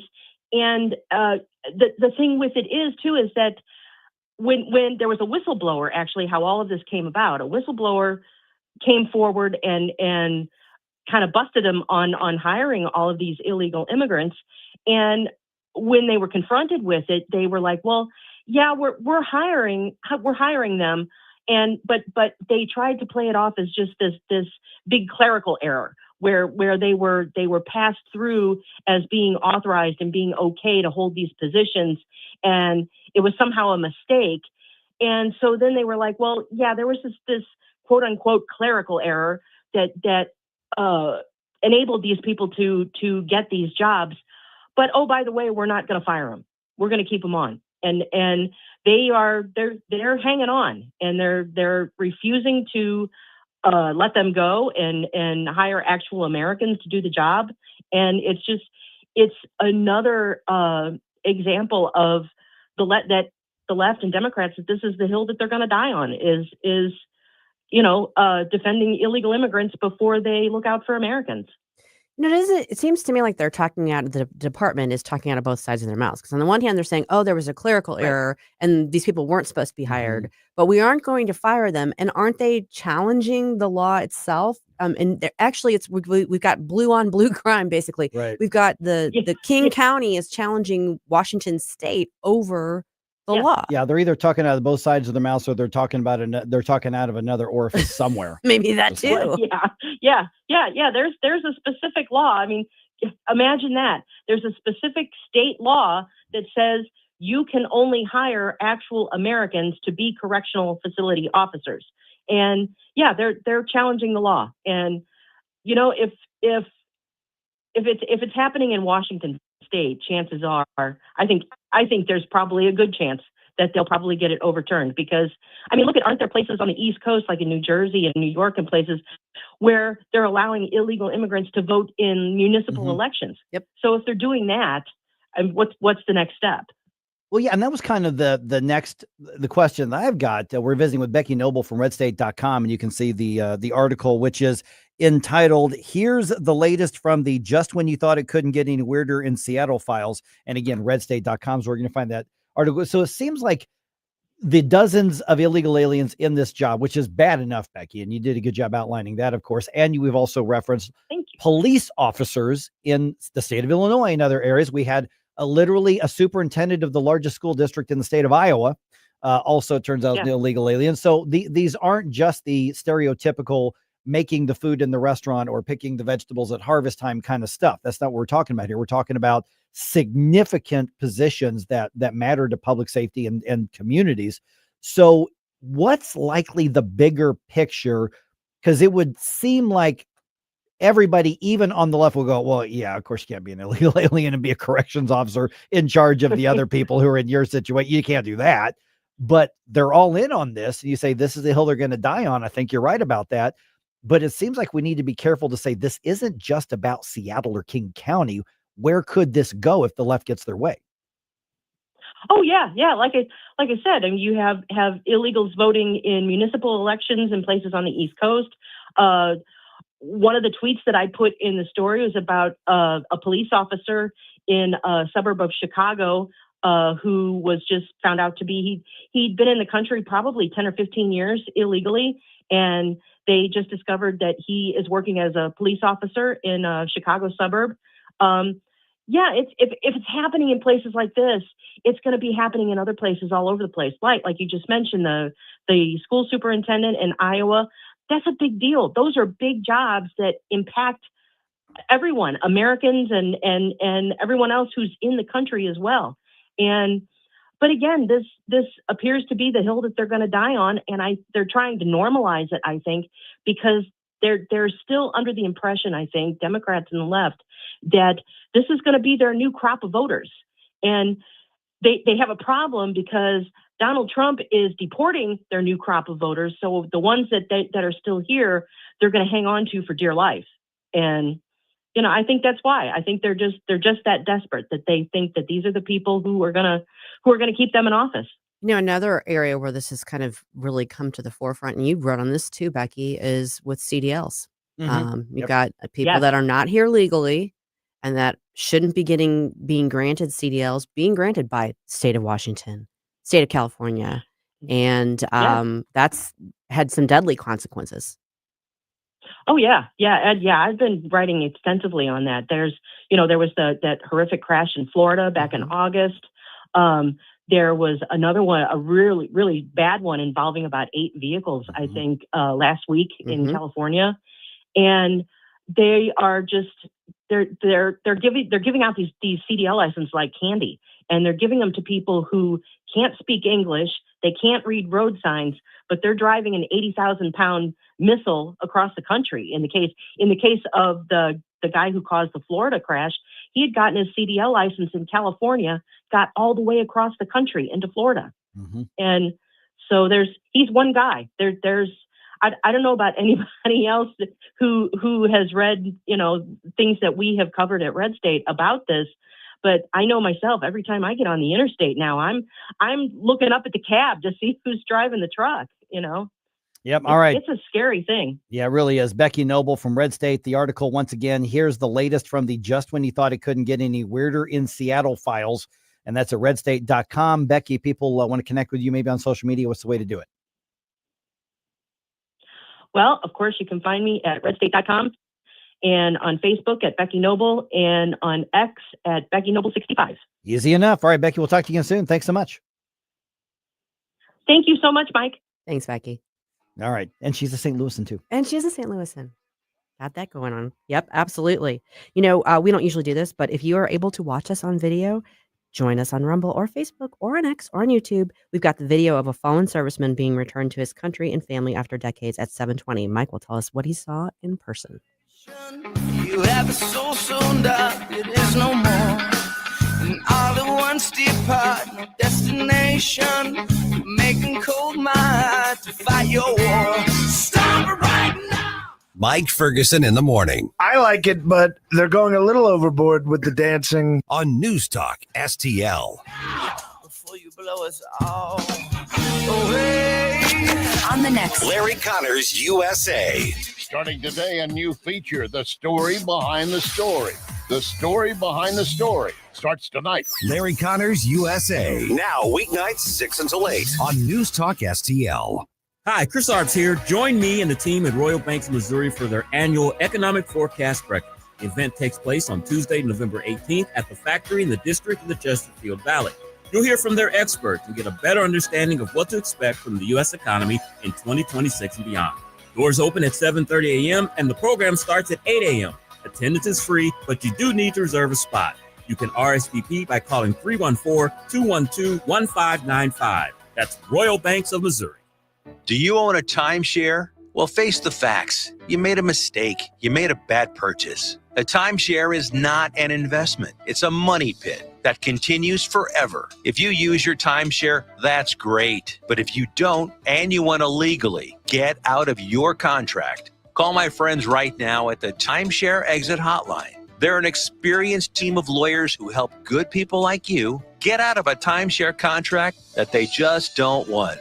Don't throw away your money on maintenance fees. Use it for things you really want. We can help you end your timeshare contract and stop the money drain immediately. If you're ready to move on with your timeshare, call our team right now. Cancel your timeshare now with this free call. 800-524-1641. 800-524-1641. 800-524-1641. That's 800-524-1641. News, analysis, opinion. It almost seems common sense, but, alas, common sense isn't so common these days. News Talk STL.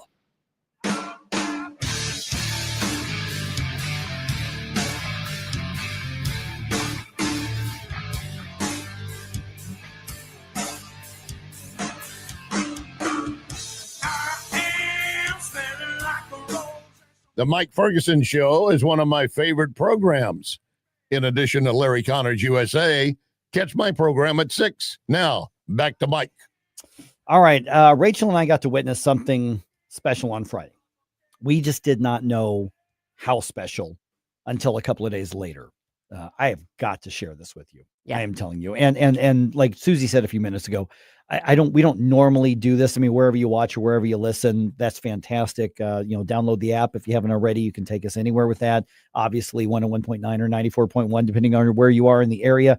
But if you're at home or you're already in the office, go to the video stream right now. Then go back to the app or go back to wherever you normally do. But I don't normally do this. So here's the back story. I mentioned that we were in Philadelphia over the weekend for one of Rachel's friends' wedding. And we flew in Friday night. So, I'm up early. I'm already exhausted. Rachel had a long day. We're tired. We land at the airport there. And then we're told, please stay in your seat. There is a World War II soldier's remains on board, and they are going to do the dignified transfer. And there was an escort there. If you've ever seen that movie with Kevin Bacon, who played an escort, it was that. That guy was there with the family member. Now, it just so happened that the remains were being transferred on our side of the plane, so we could see it.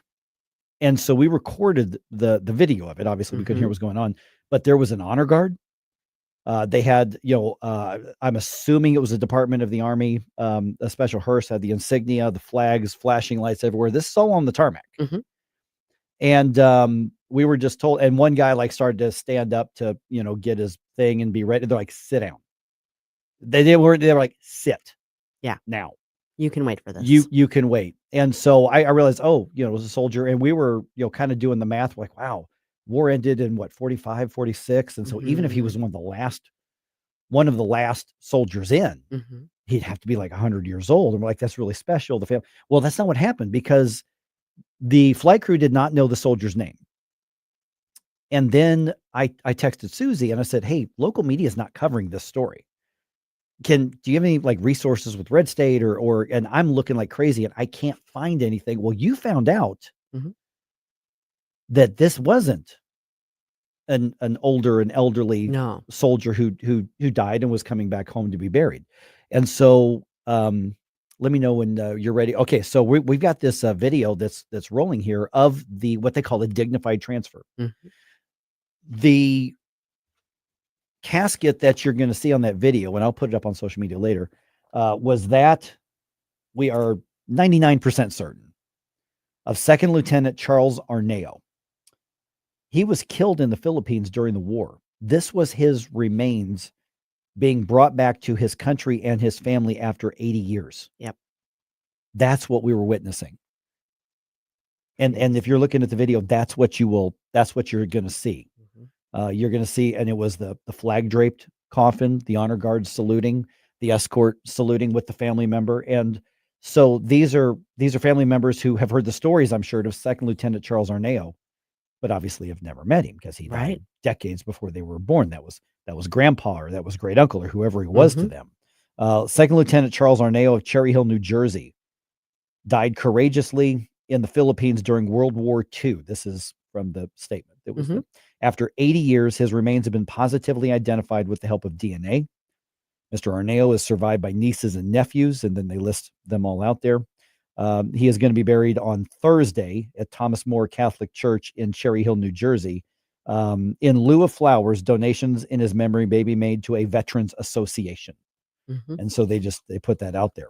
But it wasn't until last month that they were able to positively identify his remains. And I don't know how he died, and I didn't dig into that. No. There's a website, and I'll have to get it, and I'll share it on socials later. When I was trying to kind of figure this out, this is an ongoing process, and there's a department that is dedicated to locating and identifying the remains of U.S. soldiers. And there are still quite a few from World War II that have not been retrieved and identified, but they have a whole, website, and they tell each of their stories once they've been positively accounted for and identified, and the families have been notified. And it's really amazing when you just think of it in terms of the number of people that never got that closure. And maybe, 2 generations later, they're getting some measure of that. And it's pretty amazing. And after doing a lot of digging, I'm 95+% sure that's who that was. Well, I followed up with what you've got when I was in Philadelphia, and I'm 99% sure you're right. Yeah. So, I mean, it's really, it kind of gives you chills when you think about the fact that this is, someone returning home after 80 years. 80. Yeah. Yeah. Yeah. According to the division that specializes in everything you just described, the Defense POW MIA Accounting Agency said that his family has been notified. Obviously, they say that Arneo was assigned to the Signal Company Aircraft Warning Philippines Department on the Bataan Peninsula in the Philippines. He was a prisoner of war by Japan. He was held by Japan in the Philippines from 1943 to 1944, when the Japanese military moved POWs to Manila for transport to Japan aboard a transit ship called Oryoko Maru. Unaware that the Allied POWs were on board, a U.S. carrier-borne aircraft attacked that ship. Oh, wow. Which eventually sank in Subic Bay. He was then transported to Formosa, known today as Taiwan, obviously. Aboard a different ship, the Japanese reported that Arneo was killed on January 9th, 1945, in that sea battle that happened. So they've just now figured out who he was. Yep. And there are very, very few World War II veterans left. My grandfather fought in World War II on my dad's side, and he's been gone for 20 years. Yeah. Yeah. I don't even know the number anymore, but it's down. It's very, very few. Yeah, it is.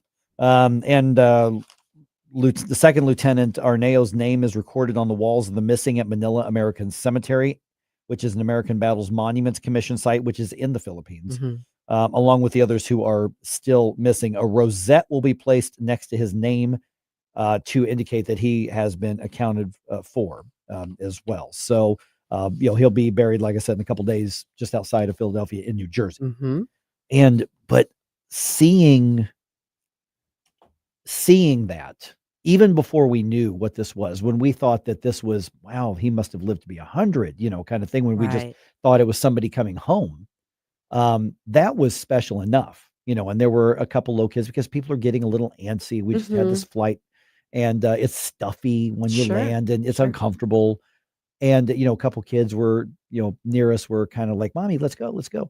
And, my wife is, being, her maternal self going, look out there, that's a soldier, and, of course, having been a mom and a teacher, she was able to even go, whoa, kind of stuff. And so you hear about these, sometimes you see them on the news. Yeah. But to see it in person, it's got to be amazing. Wow.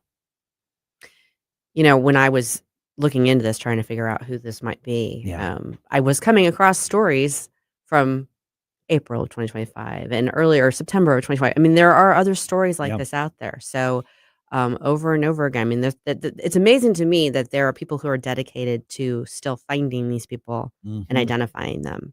Yeah, because there are hundreds still. Oh, yeah.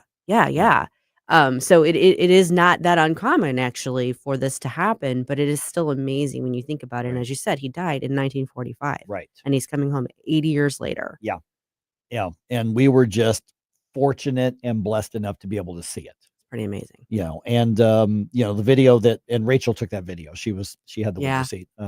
So she took that video, and it turned out very clear. You can see everything that's happening. Absolutely. And PMS says something I think we're all thinking. Thank you for your service, sir, and welcome home. Yeah, that's the simplest but most profound way you can do it. So absolutely. If you hear or see anything like that, I hope that you'll share those with us too. Yeah. It is, when you go like if you go to the museums, right? It's amazing to see the stories of each of the individual soldiers and the ones who came home and the ones who didn't. But then seeing the dignified transfer, it's just, I don't know. It really brings home to you the reality of what these people did and the sacrifices that they made. Well, and also when you look at, they said nieces and nephews. They didn't say, so he likely was killed before he could marry and have his own family. Right. Exactly. So there's family who heard about, Uncle Charles, Uncle Charlie, Uncle Chuck, whatever he was called in the family lore. And so for the first time, they had the physical, there he is. Yeah. When that casket, came down, and the precision that the honor guard, used, and the white gloves and everything, it drives home, because nobody out there would have, their parents probably weren't alive when this happened. But that did not stop the measure of dignity and the measure of reverence that was applied. And so I'm going to put that video up a little bit later on social media. We just put it on there, and we'll have that so you can share that as well.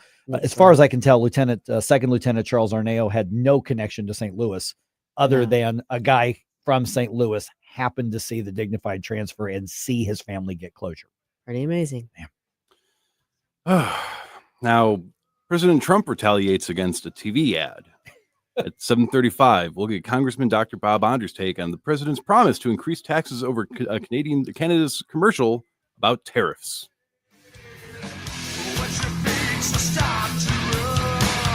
From the Michael's Flooring Outlet Weather Center. Spotty light showers wind down slowly this morning, but stubborn clouds are going to try to hold on into the afternoon. Let's call it mostly cloudy for the afternoon forecast, and cool too. A high of only 59. Lots of low clouds hanging in the air overnight with a low of about 50. Tuesday, we're dry to start, but boy, another round of rain shows up late in the afternoon, into the evening and overnight hours. Cloudy Tuesday with a high of 61. That rain continues into Wednesday. From the First Alert 4 Weather Center, I'm meteorologist Matt Chambers. Dr. Draghi and his team at Esquire Sports Medicine get pros back on the field, so they can certainly help you. You need an MRI, X-ray, CAT scan, pre- or post-surgery treatment, rehab. The chiropractic physicians at Esquire can help you or connect you to experts you need. And I know you're hurting right now. You don't want to wait. Esquire sees new patients often within 24 hours. EsquireSportsMedicine.com. Larry Connor's Commentary, brought to you by Vincent's Jewelers, offering a wide selection of jewelry, including lab-grown diamonds, affordable earrings, bracelets, necklaces, and rings, up to 75% off their natural counterparts. Visit VincentsJewelers.com. This is Larry Connor's Commentary on News Talk STL. We know the radical left can be vile in ways that should cause them to be embarrassed, but they have no shame. There are many Democrat politicians at all levels who do not like what radical leftists are doing, but they are afraid to speak out. To his credit, Pennsylvania Senator Fetterman has denounced many in his party, acknowledging they have gone too far. And I'm sure other Democrats share his thoughts, but again, too afraid to speak out. They are hostages of the radical left. You know, in the past, Democrat strategist James Carville complained about them, saying you need to focus on what's important to Americans. Stop the name calling. Carville is the mind that got Bill Clinton from Arkansas to the White House. But now even Carville, Democrat strategist, is melting down. I want you to listen carefully here. He says, my fantasy dream is all this nightmare ends in 2029. Trump and those who support him should be put in orange pajamas, march down Pennsylvania Avenue. The public should be invited to spit on them, shave their heads, put them in pajamas, and spit on them. For those who claim Trump is Hitler, that's pretty much what Hitler did to Jews and other enemies. Get more Larry Connors on Larry Connors USA. Tonight at 6 on News Talk STL. In all these years that Wellington Environmental has been my sponsor, I've never mentioned their duct cleaning services.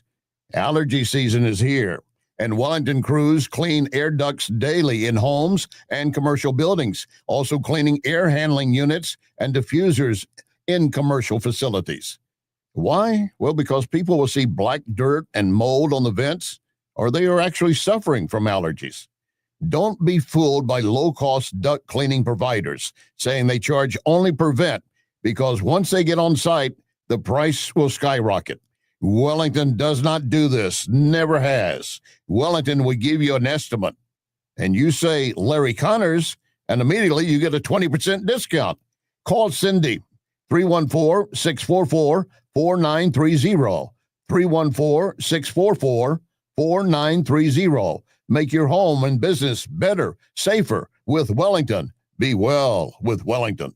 Hey, Columbo here for Rockwood Charcoal. Rockwood is made from 100% pure Missouri oak and hickory, so you're cooking with the best and supporting local industry and a local business all at once. There's over 100 area Rockwood retailers. Find yours at rockwoodcharcoal.com. Kathy Connor from Connor Roofing is here. Kathy, how you doing? Good. Hi, Vic. You know, when you need a roof, I don't want to call a stranger. I want to call you. Yeah, thanks. At Connor Roofing, we're more than just a roofing company. How long have you been doing it? Since 1993. And year after year, storm after storm, you guys are always there. Because this is our home too, Vic. Our kids go to school with your kids. We cheer for the same teams. Go Blues! So support your neighbors. Call Connor Roofing at 314-375-7475 or CONNER roofing.com. Thanks, Vic. What happens next? The Democrats appear perfectly happy to keep the political theater going. Happens right here. Many of you have asked all of us, how will it end? We have no idea. 101.9 and 94.1. The best talk in St. Louis. News Talk STL.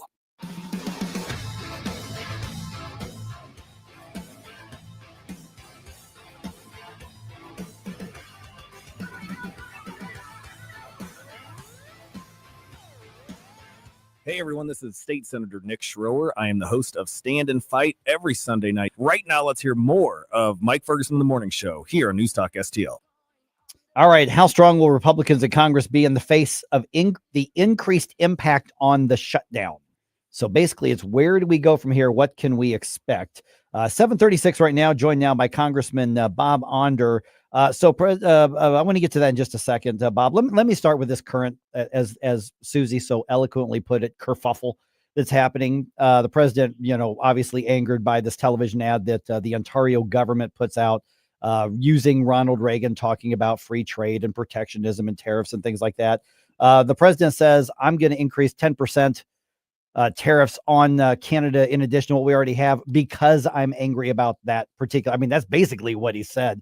What's your reaction when you hear a policy and a tariff decision being made in response to a television ad?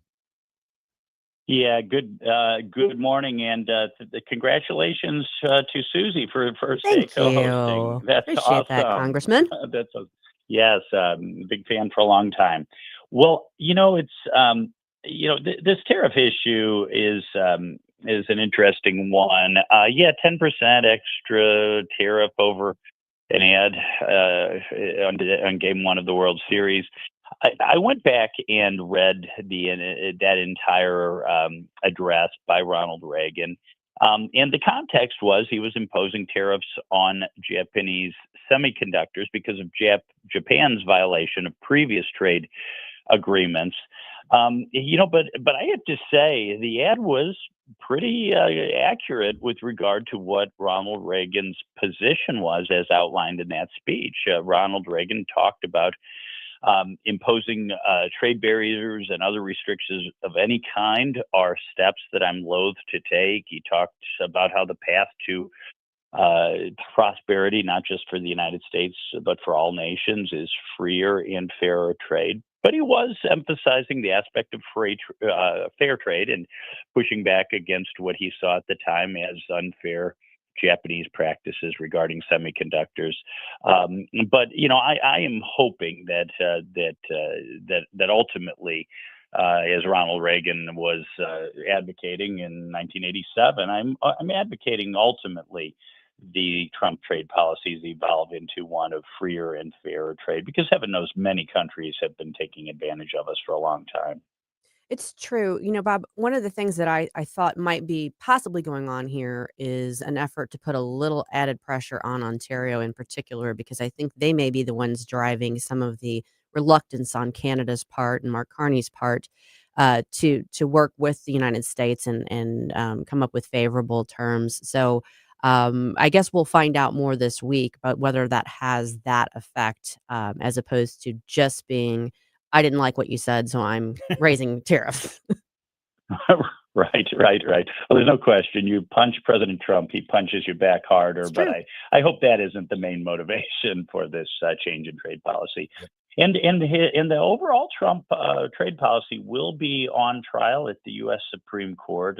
The Constitution pretty clearly gives Congress the power to enact tariffs, and the question before the court is whether the International Emergency Economic Powers Act, i.e. EPA, gives President Trump the power to impose the tariffs that he is now imposing. So that will be probably one of the most important Supreme Court decisions in quite some time. Yeah, completely. We're visiting with Congressman Bob Onder. Okay, I got to ask you about the shutdown. I experienced a little bit of it last night with flight delays that were residual from, connecting flights that were delayed in other areas to where I was, which meant that I was missing connections. And so we're starting to see how this is going to affect a lot of people. We're now being told that the food stamp SNAP benefits are not going to go out November 1st if the shutdown's still going on, which it sure appears that the shutdown is going to keep going on. So where is the Republican caucus right now as far as holding the line? We know who's at fault. We know how ridiculous it is. The Democrats are what they're demanding. And we don't necessarily need to rehash that unless you want. But basically, I think a lot of questions are right now is, will the Republicans hold the line and say, we will not give in and we will not restore and we will not increase all of that insane spending, especially the parts that go to illegal aliens? Yeah, Mike, it seems to be the Democrat strategy, and Schumer really articulated it when he said every day gets better for us. The Democrat strategy seems to be to impose maximum pain on the American people. As you alluded to, SNAP benefits run out on November 1st. We already have 700,000 federal workers furloughed. About 1.4 million have gone without pay.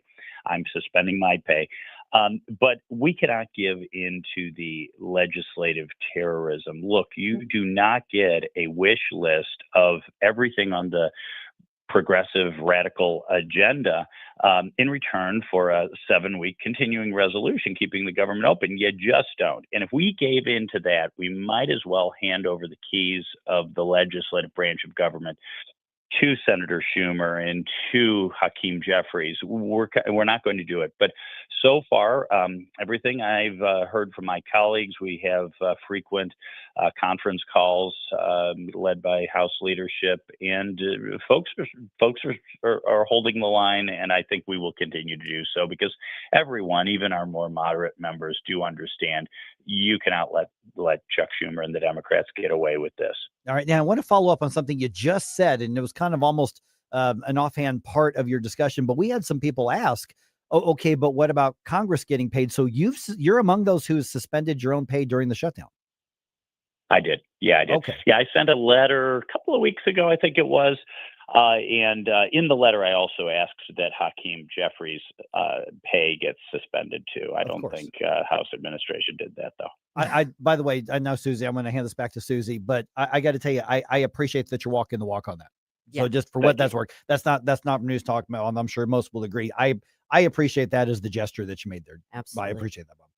Yep. Thank you. Yeah. I saw just the other day that Marriott Miller Meeks has introduced a measure to see about voting on the SNAP benefits independently, just like with the military and certain essential employees last week, which of course the Senate Democrats voted down. Do you think that's something that might be called up for a vote, that you all may be called back in to vote on that if they can get the Senate to vote on that? Yeah, I mean, I think if what we are doing, the administration is doing as well as we Republicans in Congress, we want to do everything we can to minimize the pain and the impact of the shutdown on our constituents. So, of course, we know that last week the Senate held a vote to allow federal workers, essential federal workers, including our military personnel, to continue to get paid despite this shutdown. Every Democrat but 3 voted against that. So I really don't know how the Democrats would, you would think they would support continuation of SNAP benefits, but I don't know. I certainly would, as well as the Senate bill to keep our troops and our ATC controllers paid. But I think the Democrats, again, I hate to put it this way, but their strategy seems to be to inflict maximum pain on the American people, and it's just wrong. And here's another story that I found on your social media feed that I actually wouldn't have actually caught because everything's being overshadowed by all the other news items right now. But there was a court ruling regarding the gender mutilation as it relates to the Biden era law. This was what, the ACA that was on trial here. And we've got another ruling that frankly is moving things in a common sense, moral and medically ethical direction. What actually happened? Yeah. Over the years, the U.S. Supreme Court has gotten a lot of things wrong, but they've gotten this one right fairly consistently. So remember, in August of last year, the Supreme Court ruled that Title IX, having to do with sex discrimination at the higher education level, that Title IX sex could not be reinterpreted by the Biden administration to include gender identity. And then in June, of course, U.S. v. Scrimetti, they upheld the Tennessee law banning chemical and surgical mutilation of children in the name of changing their sex. And now, just last week, the Supreme Court struck down the Biden redefinition of sex with regard to federal anti-discrimination law. And as you mentioned, the main implication for that would be in that Obamacare space. But also, if you applied federal anti-discrimination law and said that sex included gender identity, hospitals, including hospitals of religious faith, Catholic hospitals and others, could be forced to provide so-called gender-affirming care, chemical and surgical mutilation. So that was a big victory for common sense, for the rule of law. Look, you cannot look back at a civil rights statute that was written decades and decades ago where I don't think many people even heard of this idea of cross-sex transgender identification and say that that's what Congress meant when they passed the bill. So again, a victory for common sense, the rule of law, and a victory to protect kids and protect the conscience of healthcare providers who don't want to be caught up in this nonsense. All right, Congressman Bob Onder, great chat with you again. Thanks so much for the update, and we'll see whether or not things have changed next week. I've got a feeling that this shutdown is just gonna drag on for a while. I have a feeling this is a really high stakes showdown you're involved, or shakedown or showdown you're involved in. I think that's a good way of putting it, and I agree. Thank you. All right, we'll talk to you again soon. All right, Congressman Bob Onder. Yes. And you know what? I am not Gabe Pfeiffer, but I'm still going to tell you about something good coming up right after this. Yes.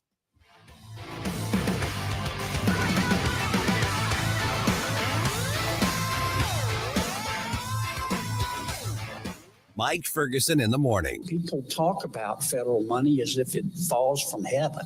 You know, we thank heaven for it, but it came out of people's pockets. On NewsTalkSTL. Hi, I'm Mark Sutherland, founder of Stone Ledge Distillery, and I'd like to give you a bottle of Stolock whiskey or inversion vodka. Enter now at stoneledgedistillery.com/win. Come experience our tasting room in historic Defiance. Enjoy Stolock whiskey, inversion vodka, and other Missouri-made spirits, wine, and craft beer in our beautiful cocktail lounge, cigar room, or out on the patio with live music every weekend. Don't forget, win a bottle of Stolock or inversion at stoneledgedistillery.com/win. Come raise a glass in Defiance. The Herzog Foundation is the vision of its founder, Stanley Herzog, and it exists to promote quality Christ-centered K-12 education nationwide. Hi, this is Chris Stegall with the Herzog Foundation. We offer a wide variety of resources relevant to today's families, including a free online publication called The Lion. The lion is one of God's most majestic creatures, symbolizing strength and courage. Named for its attributes, the Lion publication carries articles covering a wide range of topics facing American families and culture, especially related to the education of children. The Lion can be found online at readlion.com. That's READ lion.com. Sign up for The Lion at readlion.com and find dozens of must-read articles published every day. Visit readlion.com and subscribe for the weekly and daily digests so you never miss an article. Readlion.com. That's readlion.com.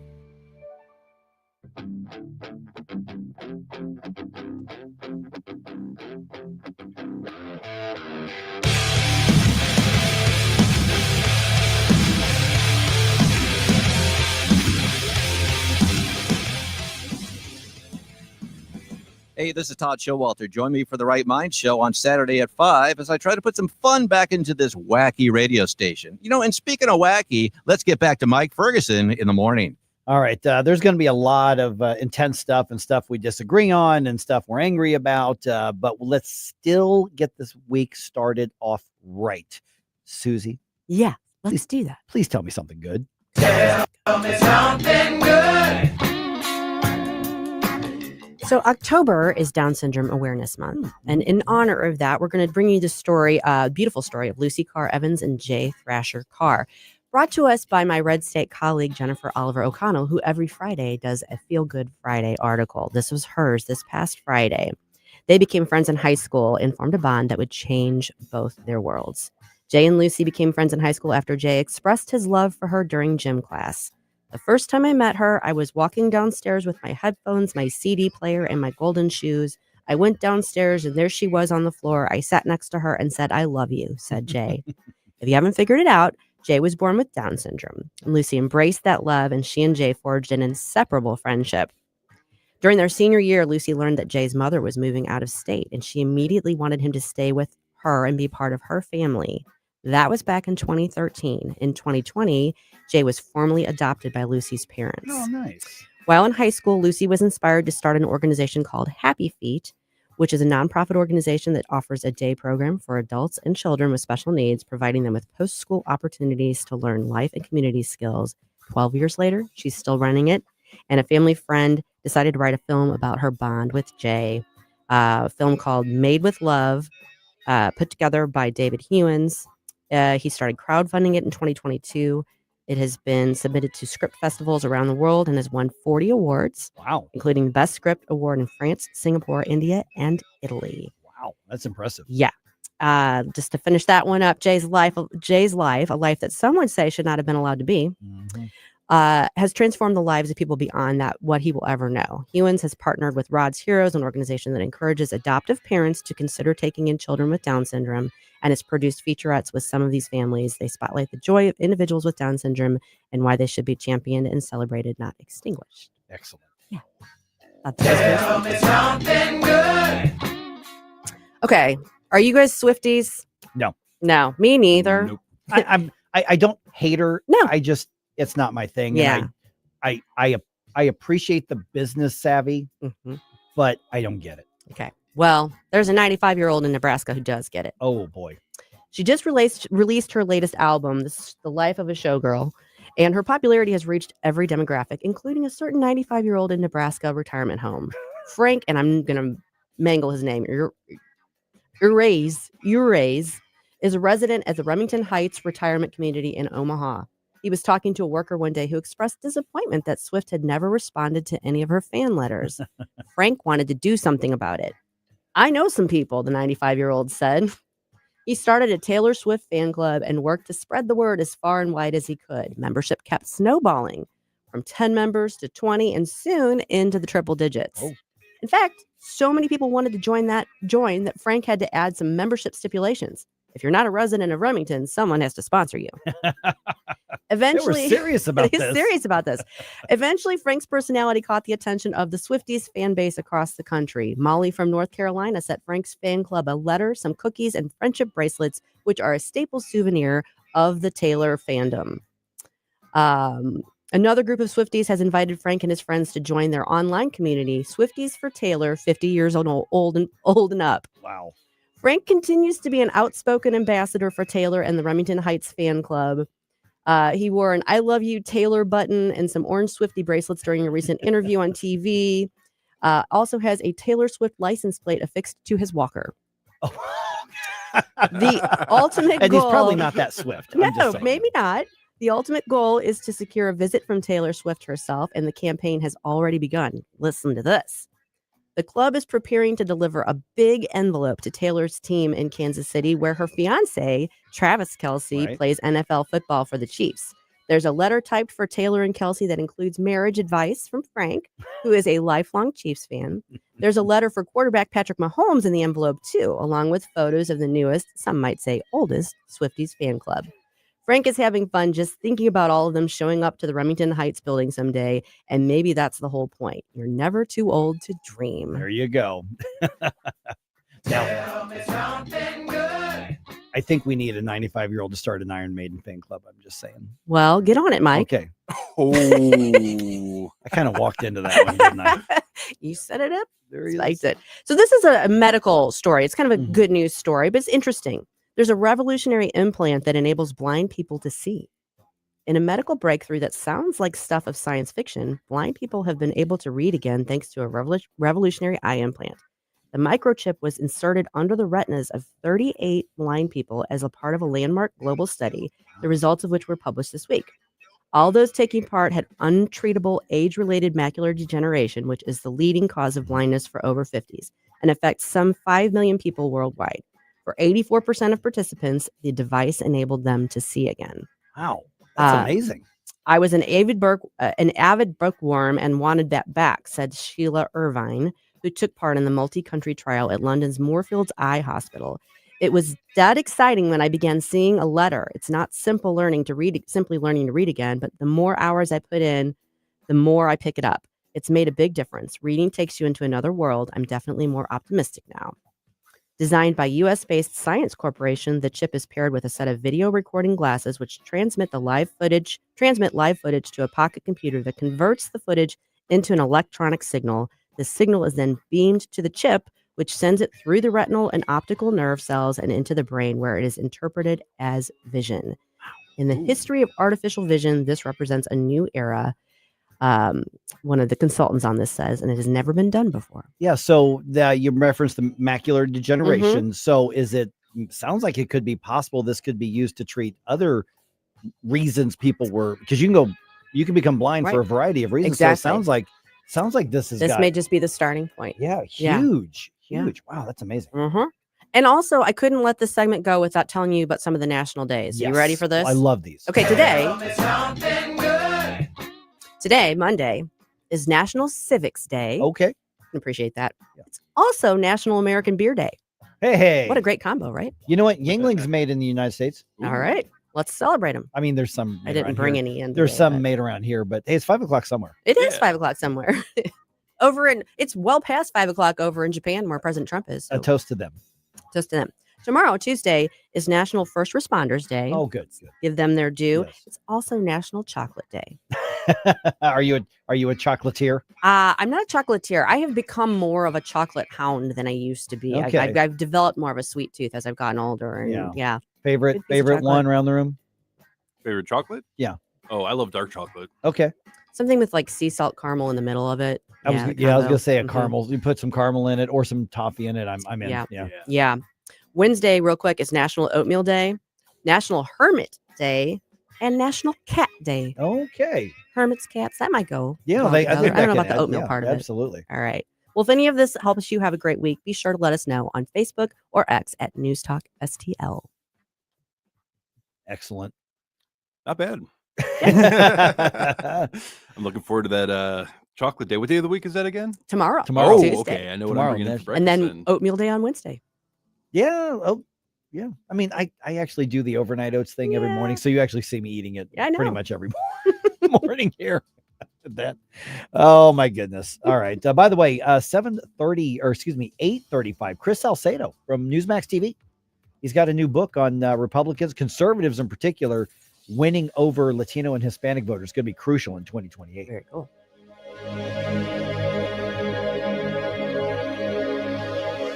Jamie Allman here for O'Fallon Family Floors. Experience the passion. Oh, yeah. You can go in and see the best variety, the best pricing, the best quality, the best personalized service right there off of Highway K in O'Fallon, or you can have the store come to you. Oh, yeah. Brian and his team take great pride in running a fantastic flooring outlet, and you can get their 5-star ratings right there on Google. Just check it out. It's O'Fallon Family Floors, O'FallonFamilyFloors.com.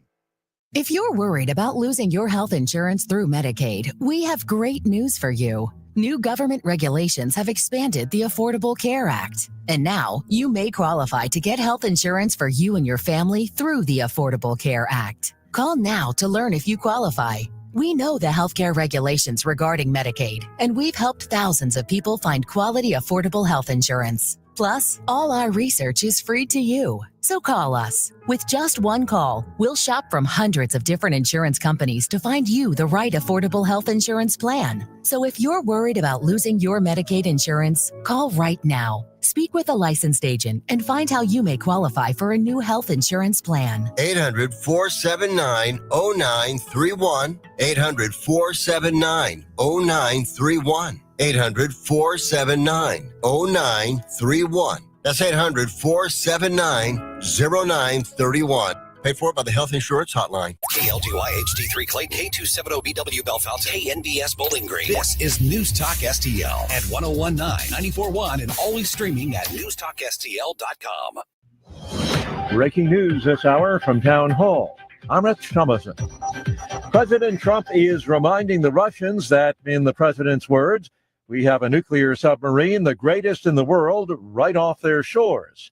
What prompted the warning? Russian President Vladimir Putin says his country has tested a new nuclear-capable and nuclear-powered cruise missile designed to confuse existing defenses. In a video released by the Kremlin, Putin, in a meeting with military officers, says, once again, we have confirmed the reliability of Russia's nuclear shield. Russia has resisted Western pressure for a ceasefire in Ukraine and warns the U.S. and other NATO allies against sanctioning strikes deep inside Russia with longer-range Western weapons. Little is known about Russia's new cruise missile, codenamed Skyfall by NATO, but many Western experts have been skeptical about it, saying a nuclear engine could be highly unreliable. I'm Donna Warder. Sounds like things are progressing nicely when it comes to sealing a trade deal with China.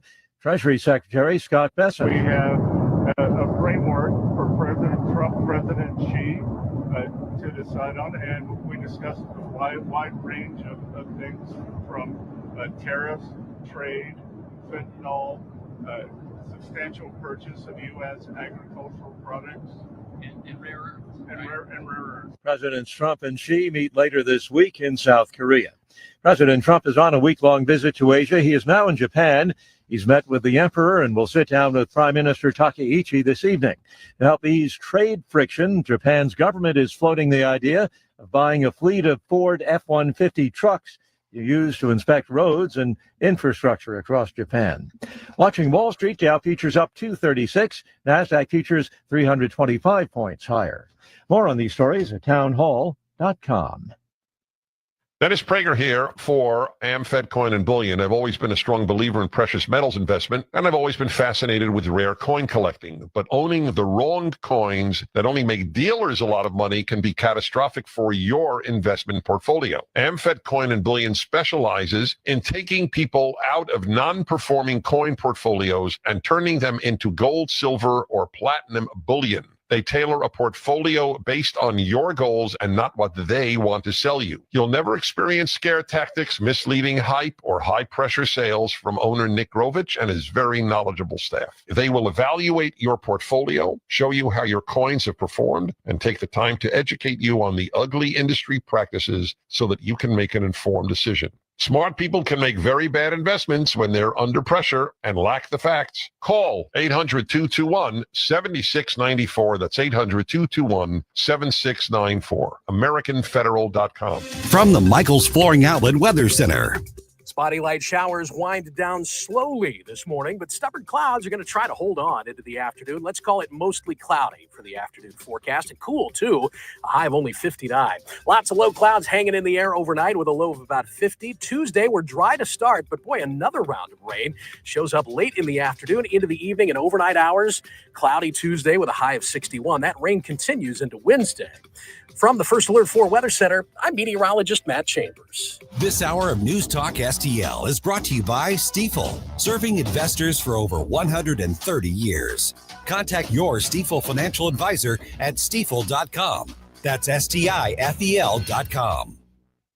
I'm Dr. TJ, owner of the Institute of Natural Health, co-owner of Optimal Nutraceuticals, and the host of Wellness One. Wellness One is designed to cut through the nonsense and provide you common sense science-based information regarding health and wellness. On the show, we discuss topics like thyroid health, gut health, hormone optimization, and many others. Our show airs Saturdays at 10 a.m. and 2 p.m. and Sundays at 11 a.m. and 3 p.m. right here on NewsTalkSTL. And you can visit us at INHSTL.com. That's INHSTL.com. What's the best way to get rid of a timeshare that you don't want? Call the Timeshare Exit Hotline. We're a group of attorneys that help customers legally exit their timeshares. It's an easy process. We guarantee results or you pay nothing. Exit your timeshare today. Call now. 800-524-1641. 800-524-1641. That's 800-524-1641. Mike Ferguson. I'm not like the rest of you. I don't make mistakes. Susie Moore. What you're telling me doesn't sound logical, my dear. Get up! Get up! In case you hear the alarm. Get up, St. Louis. You need to get to go.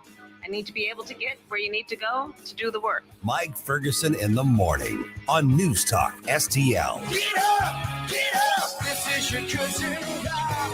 All right, we all know how Obamacare increased healthcare costs. Yep. And it's one of those things where we say, if only somebody had warned us. If only. Except we did. Over and over and over. But that's what we're living with now. Now it's crucial that we make smart decisions in the world that's created. So multiple groups, and we're talking like across the board, not just, partisan ones, free market think tanks, economic researchers are saying, hey, there are some medical tariffs in play here that really could drive up costs even more, in addition to what Obamacare is already doing to us. But is there a national security aspect of this as well? Ooh. Yeah, we're now joined by Tommy Aiello from the National Taxpayers Union. Tommy, appreciate you being on, man. Okay, so the what you all wrote there, and you can find it at your website. Taxpayers warn new medical tariffs would weaken U.S. national security and drive up healthcare costs. Let me start with the easy part of this. We've been talking about the tariff thing throughout the morning here. A lot of the things that the tariffs are going to apply to are the things that hospitals and doctors and diagnostics and that they need and use. And if those costs get jacked up, well, that gets passed on to us is essentially what I'm hearing. Hey, good morning. Thanks for having me. Look, you're exactly right. Tariffs at the end of the day are borne by American consumers, right? Even though we're tariffing these goods when they reach the port of Los Angeles or the port of New York or wherever, it's the importers that are going to pay the cost up front, but they're eventually going to pass those costs on to the hospitals if they're selling to the hospital. The hospital is going to pass those costs on to the insurance companies. The insurance companies are going to pass those costs on to consumers. At the end of the day, that's where the costs line up. No one wants to pay the tariffs, but unfortunately, there's no one for the American consumer to pass it on to. So that's what's going to happen if we impose new tariffs on these medical prices. And I think at the end of the day, Americans are so sick of high healthcare costs. People are getting their premium increases in the mail. It's going to be really catastrophic for a lot of people. So we need to find, how do we reduce healthcare costs, not add to them? And unfortunately, this will add to healthcare costs, which is the opposite of what the president wants. Okay, before we get to the national security aspect of this, I mean, from a policy perspective, I mean, to me, obviously, we need to go back and undo the damaging thing, but Obamacare is entrenched, so we're not getting rid of that anytime soon. But is there anything that Congress and or the president and or states could do to start lowering that burden, at least if it's just nibbling around the edges? What's the low-hanging fruit? What can we do to make healthcare cost at least a little bit lower right now? Yeah, I always like to say we call it Obamacare, but it's the Affordable Care Act. That's the legal term for it. Healthcare costs haven't gotten any more affordable. So what do we do about it? One, I think we can all agree that the federal government should have less of a role in the healthcare space. But two, that's going to take time. More immediately, we can expand something called health savings accounts. These are healthcare accounts that are set up. They are tax deferred. They allow your investments to actually earn money in the marketplace, in the stock market, index funds. That will grow your investment. And you can pay for your hospital stays, your co-pays, your deductibles using that account. So you're not having really any money out of pocket. It just comes from this account that you have that is tax deferred. It's a really great thing. A lot of Republicans keep pushing this because it's a free market way of actually helping people. So I think in the most immediate term, that's how we can do it. There's also a number of federal healthcare programs that are ripe for reform, like the 340B drug program that just bilks taxpayers for billions of dollars a year, raises costs across the board. Those are some things most immediately that I think would have an immediate impact. But at the end of the day, we need holistic reform to the healthcare system. And it seems like Democrats just don't want to play ball. Yeah, without a doubt. We're visiting with Tommy Aiello from the National Taxpayers Union. Okay, so let's talk about the national security aspect of this. I mean, listen, there's a real good faith debate on, on the whole tariff thing. I'm a free market guy. I'm a free trade guy, so there's a lot of people who disagree with me on that right now. I get that. But what is that? We're talking, the cost to us and the cost to consumers and the taxes that roll down to us. And I agree 100% with your assessment on that. But what's the national security aspect of this? Because I'm not hearing a lot of people talk about that. So the Commerce Department, they are looking into this, and they are saying, hey, there's a national security imperative for the United States to produce, PPE. Those are your masks and gloves that hospitals use. It's your medical devices like your stents and your pacemakers. They want all of that to be produced in the United States. I think the way they look at it is President Trump was president during COVID. There was a little bit of a disruption to the supply chain, as we know, and hospitals couldn't get these things. So they say we need to onshore them. So in the event of another pandemic, we can be prepared. Look, I do agree to an extent with their analysis of it, but tariffs aren't the right way to get there. The president is right. We can produce and we should produce more in the United States. But there's better ways to get there than through tariffs on consumers. We think there's three main things that the president should pursue. One, American energy dominance. It costs the largest input cost for a factory aside from labor is electricity. The sooner and the quicker that we can produce more natural gas and oil to our electricity grid, the cheaper it'll be to produce here. Two, tax certainty. The president signed the largest tax cut in American history that'll help expedite the capital required for factory construction. And three, permitting reform. It costs way too much money for way too much money to do these reviews and these environmental reviews of factories. We should expedite it quicker. That way we can actually put shovels in the ground and have items roll off the line much quicker at a faster pace. Those three things are a much more efficient way of producing in the United States than high cost tariffs that'll be passed along to the consumers at the end of the day. Yeah, so some of that would involve states needing to get on board with deregulation as well. I mean, a lot of that's federal, and that's federal territory clearly, but then it's also crucial that we have more free marketeers in the states as well, is what I'm hearing. I'm sorry, I think you cut out for. Oh, sorry. Yeah, I said. So a lot of what you just described, obviously federal territory, but as far as some of the regulatory aspect of it, it sounds like some of that's going to require we have free market folks at the state level as well, because aren't some of those regulations and those permitting and all that sort of stuff, some of that involves state regulators. Yeah, they are. And just look at what we're dealing with in the chips sector, right? Ohio is attracting a lot of investment to build chips. It's going to take a year and a half just to get those permits reviewed and approved, and that's even before you put shovels in the ground. It takes a very long time. And just going back to the tariffs, right? If we want to produce more in the United States, it's not like you flip a switch overnight and you have a factory up and running and you start rolling out stents and pacemakers and things like that. It takes time, and these are global supply chains. They are going to rely at the end of the day on foreign inputs to a lot of these different things, whether it's rubber or some of the electronics that go into these devices. It's going to take a lot of planning to have a globalized supply chain feed into the United States. So we can produce more, but we need to be really smart about how we do it. Yeah. And then given the whole standoff at, with Congress and the shutdown right now, Congress can't even really weigh in on this other than sound bites on the news. So really, we're talking everything at an executive level right here. Yeah, and look, the Supreme Court right now they're going to be hearing oral arguments about the president's tariffs to decide if they're unconstitutional or not. And NTU Foundation, that's our research arm, they submitted to the Supreme Court an amicus brief highlight on Friday that these tariffs are unconstitutional. And I think at the end of the day, that's where the Supreme Court is going to side. And the president might have a short-term loss if he is unsuccessful in defending these tariffs at the Supreme Court. But if they are struck down, you're going to have such an economic boom in this country because the tariffs are the one major drag on the economy. If you talk to any small business owner, if you talk to a grocery store proprietor, they're going to tell you that tariffs are causing a lot of uncertainty and they're raising their prices. So I think if they are struck down, you're going to have such a boom that it's going to be one of the biggest economic shocks in a positive way to the second Trump administration. And there's been a lot of good news lately, and I think this will just add to it. Yeah, because one of the things that Trump's been really good at is targeting regulations and things and deregulating on business. I mean, he's generally been really strong on that. So it seems like this would just complement the things that he's doing really well. Yeah, definitely. I mean, we're still creating jobs. I know the job market on its face doesn't seem so positive, but our GDP numbers are some of the strongest in the world. That's such a great thing. Inflation still remains stubbornly high. We got that report out on Friday that said we're stuck at 3% inflation rate. That's 50% higher than what the Federal Reserve wants to see. But I think part of that is because of the tariffs.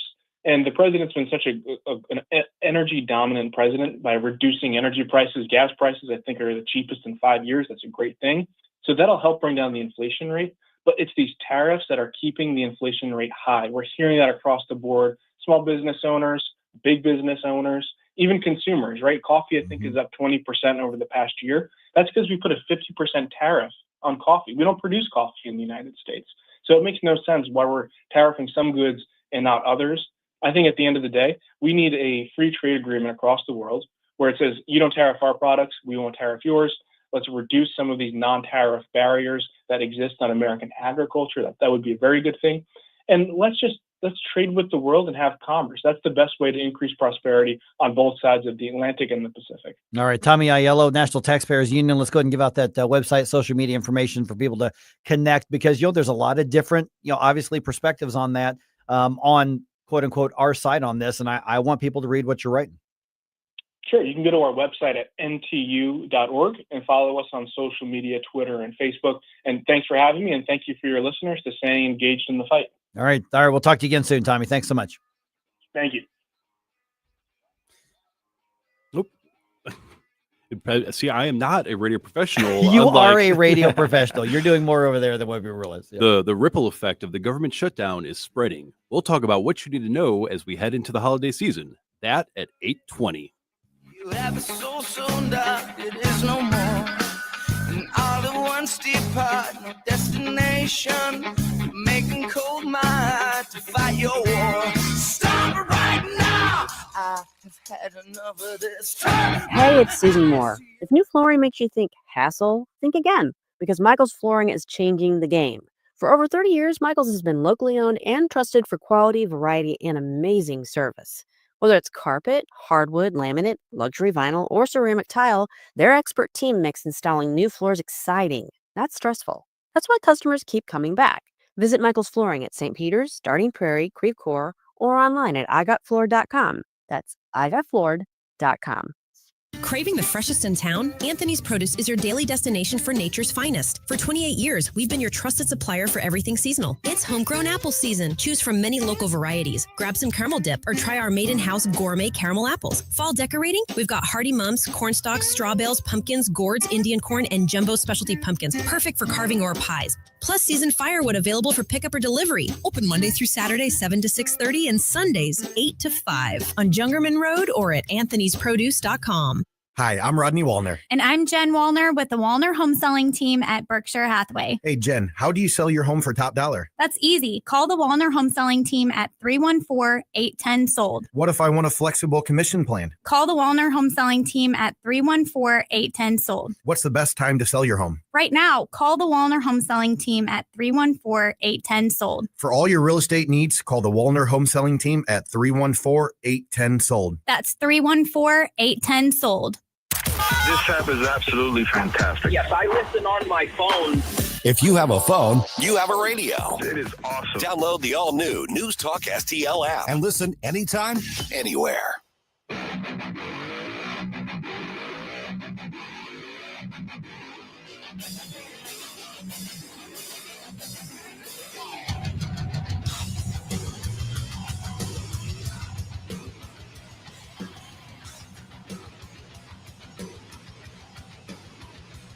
Hi, it's Vic Porcelli. And Ken. Hi, Ken. Hey, Vic. Ken and I are on every Monday through Friday here on News Talk STL. Right now, you're listening to Mike Ferguson in the morning on 101.9 and 94.1 News Talk STL. Whoosh, my morning people. All right, here's what's going on. The Boeing employees, they vote on the new offer from the company. It was a close vote. Bottom line is they ain't going back to work. Wow. Yeah, we'll tell you about that here in a second. Stakes are getting higher in that government shutdown standoff, and also what you need to know as that continues. I experienced some of that this weekend, okay? As in, I experienced it up till late last night, like 9 hours ago. Holy moly. Yeah, good God. All right. And also, man, we got a good World Series in the works right now. This has been fun so far, and it resumes tonight. All right, basically coming up on 8:20 right now. Let's dump some news on you. The morning news dump. Are you joking? Is this a joke? Listen, folks. The morning news dump. All right. Boeing's striking non-working employees. They are going to stay off the job. Really? Yeah. So according to multiple reports, the vote was 51 to 49% to reject the company's latest offer. So the members of the International Association of Machinists and Aerospace Workers said no. 51 to 49%, they chose to stay off the job again. So almost half the people are like, look, let's just get back to work. Let's get, and 51% said, Right. Where are they getting? Are they just draining their savings at this point? Or Well, say that. I mean, the unions do have like a scaled down union pay strike pay typically that they have a fund for, but it's much lower. On average, like I said, was it Thursday? I saw that report that it says that on average, the Boeing workers at this point, because this strike is 3 months old, this is 25% of the year they've been on strike, and it doesn't look like it's ending anytime soon. In some estimates, the workers have lost about $25,000 of income and benefits. Wow. By walking off the job in the strike. And remember, Boeing is offering over the course of the contract they're offering an average of 45% wage increases plus bonuses and all sort of thing. And they still say, the workers, the union bosses at least, still say that's not good enough, and they're staying off the job. So the longer this goes, the less likely they are going to get to recoup that sort of back pay because they haven't been on the job. Yeah, at some point, if I was the employee of that situation, I'm probably already got a committee of people thinking, how do we get around Right. this? Because you can't not work for a quarter of the year and then still expect to come back and get anything that you want. Right. Precisely. And at some point, if you got a 51-49 vote on this, at some point, guys, gals, those of you in IAM, you got to start looking at each other and going, why are you stopping me from going back to work? I have a family to feed. Mm-hmm. You know, I've got a loyalty to my family, to my children, and I've got bills to pay. Why are you stopping me from going to work? You know, so that's something you guys got to figure out internally on it, because right now, Boeing has said this is the best we're going to do. So do you want to work or not? And it was very generous, in my opinion, at least, what the best offer was. And so it's just going to go downhill from there. Yep. All right. The illegal alien who killed a St. Louis police officer last year will be back in court tomorrow. Investigators say Ramon Chavez Rodriguez was drunk when he hit Officer David Lee on I-70. That happened in September of 2024. Officer Lee was on the highway because he'd responded to another accident and he was helping somebody else when he was hit. So Chavez Rodriguez is charged with DUI, death of a law enforcement officer. He's also charged with speeding. He has a criminal history. And as a side note, in another case, he was sentenced earlier this month to 7 years in prison after pleading guilty to domestic assault. Wow. Yeah. This guy had routine encounters with law enforcement, and yet he was still in the country and allowed to kill a St. Louis City Metropolitan Police officer. Thank you, Biden, and thank you, Democrats. Yeah, because remember, all this happened. This happened in 2024, and the criminal history stretched for the few years before that. Actually, it predated that as well. So Donald Trump was not president at that point. The new crackdown on illegal that had not started at all.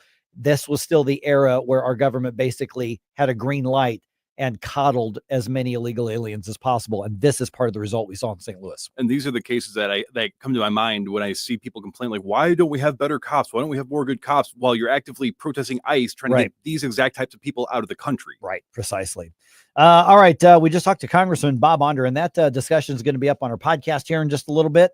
The shutdown. What I was hearing from Bob is it's not going to stop anytime soon. They're not reconciling this anytime soon. No. So let's do the dueling soundbite, shall we? I think we should set the mood for that because the stakes just get higher and higher and higher.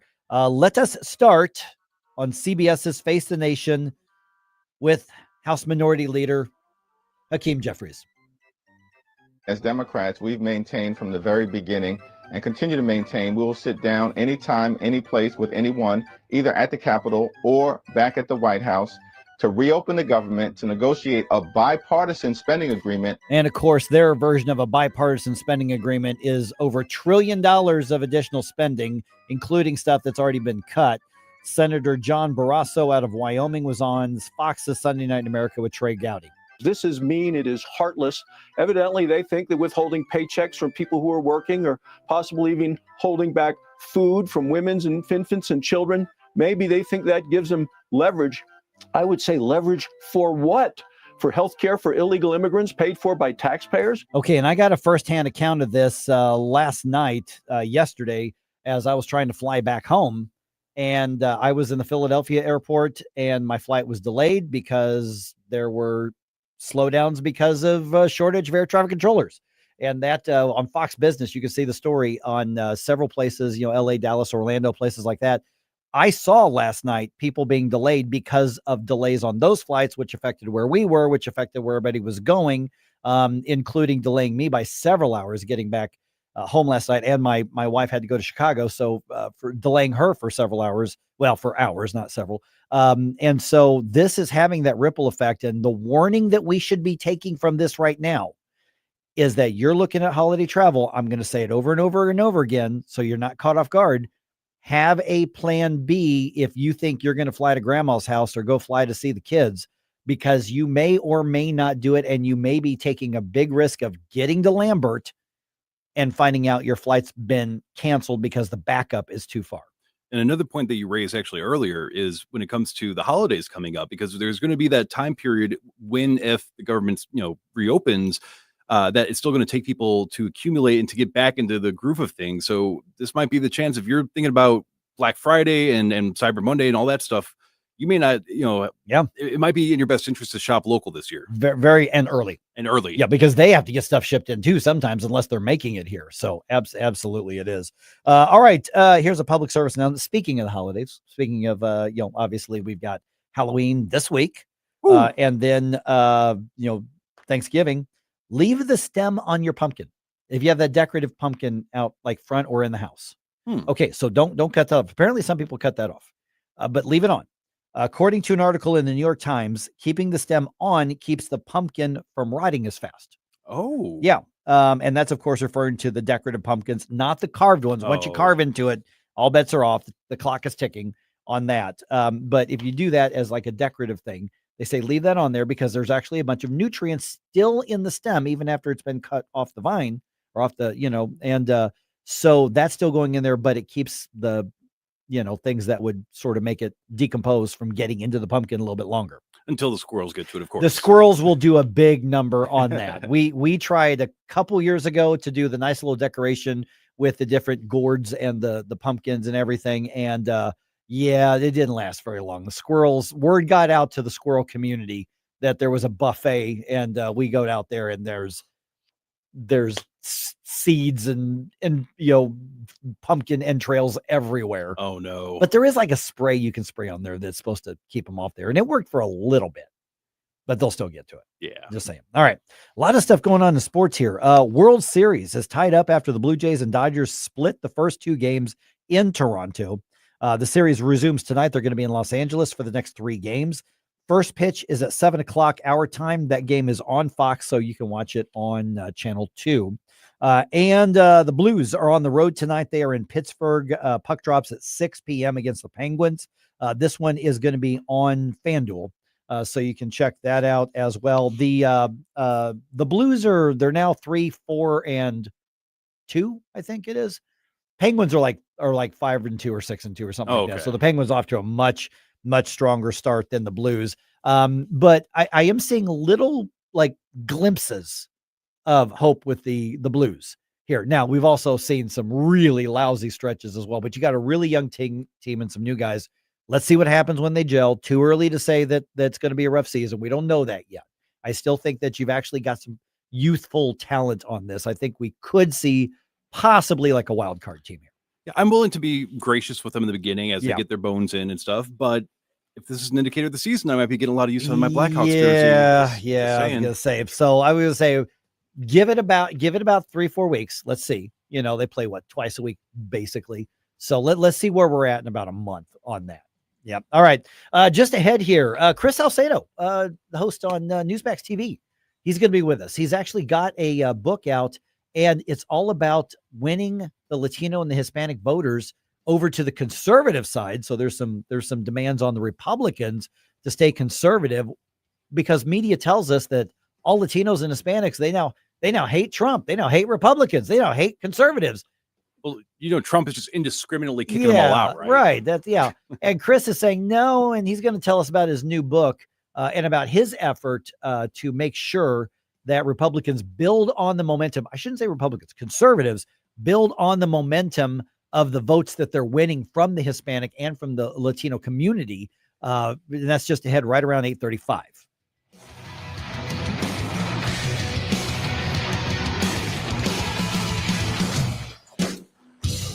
Mike Ferguson in the morning. The cross between Socrates and Dirty Harry. On News Talk STL. From the Michaels Flooring Outlet Weather Center. Spotty light showers wind down slowly this morning, but stubborn clouds are going to try to hold on into the afternoon. Let's call it mostly cloudy for the afternoon forecast, and cool too, a high of only 59. Lots of low clouds hanging in the air overnight with a low of about 50. Tuesday, we're dry to start, but boy, another round of rain shows up late in the afternoon, into the evening and overnight hours. Cloudy Tuesday with a high of 61. That rain continues into Wednesday. From the First Alert 4 Weather Center, I'm meteorologist Matt Chambers. Fox News commentary with Jimmy Thela next. Feel that chill in the air? Now's the perfect time to layer up. The outerwear shop is now open at Untuckit with sharp new jackets and vests made for this season and beyond. You'll find all the right layers to keep you warm and looking sharp, including cozy sweaters, sweatshirts, and more. But hurry, fall weather won't wait, and neither should you. So don't miss the outerwear shop, open now at untuckit.com in more than 80 stores worldwide. Untuckit, shirts designed to be worn, untucked. Here's Jimmy Fallon. No Kings didn't move the needle. It got Meemaw some exercise. If you got a Fitbit for your grandparent or your great auntie, yes, then No Kings helped them get some steps on the Fitbit. But in terms of meeting the needle, nobody cared because we didn't have a king when the rally started. So there was no deliverable when the rally ended.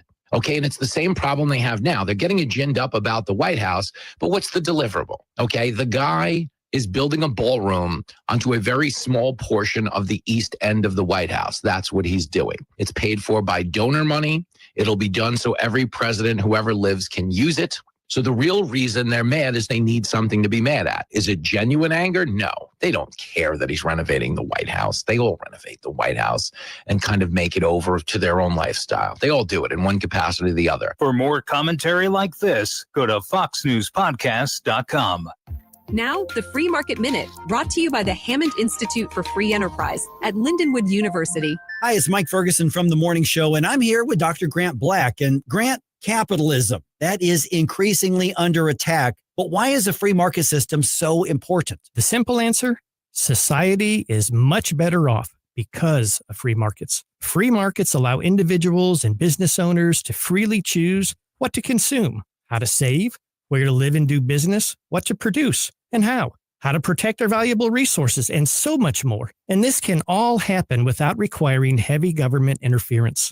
In a nutshell, free markets empower people to live their lives the way they choose. And this makes all our lives better. The John W. Hammond Institute for Free Enterprise at Lindenwood University fosters and examines market-oriented approaches to economic and social issues. To learn more, visit hammondinstitute.org. Now you can fly anywhere in the world and pay discount prices on your airline tickets. Book a flight today to London, Paris, Madrid, or anywhere else you want to go and pay a lot less guaranteed. Call the International Travel Department right now at Low Cost Airlines. 800-515-2397. 800-515-2397. That's 800-515-2397. No big old corporate lib AM station telling us what to say here. Conservative talk for St. Louis. This is News Talk STL at 1019, 94.1. And always streaming at NewsTalkSTL.com.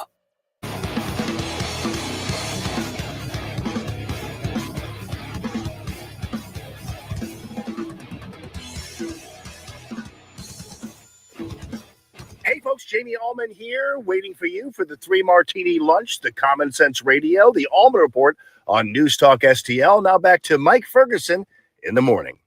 You know, one of the things I love is proving the conventional wisdom and all of the pundits and all of the experts, even the people in my media industry, proving them wrong. And I think that may be what we're on the verge of doing right now as we head into 2026. Hey, Mike Ferguson here. When it comes to, obviously, the battle over illegal immigration, and obviously you got the No Kings protest that just happened, a week ago or so. And one of the arguments is if you're a minority, well, then you're hated by the Republicans. You're hated by the conservatives. You're hated by Donald Trump. And so therefore, they own those votes. Oh, boy. All right. Chris Salcedo from NewsMax TV. You see him every afternoon, and he's got a new book out. The Rise of the Liberty-Loving Latino, A New American Revolution. And Chris joins me right now. And Chris, a lot of people may not know this. You're the executive director of the Conservative Hispanic Society as well. So we're talking about not even countering what people know in real life. We're talking about countering a messaging and a narrative from the powers that be and the people who are so much smarter than you and I, right? Well, Mike, that's what they say. By the way, thanks for the invitation. It's a pleasure to be with you.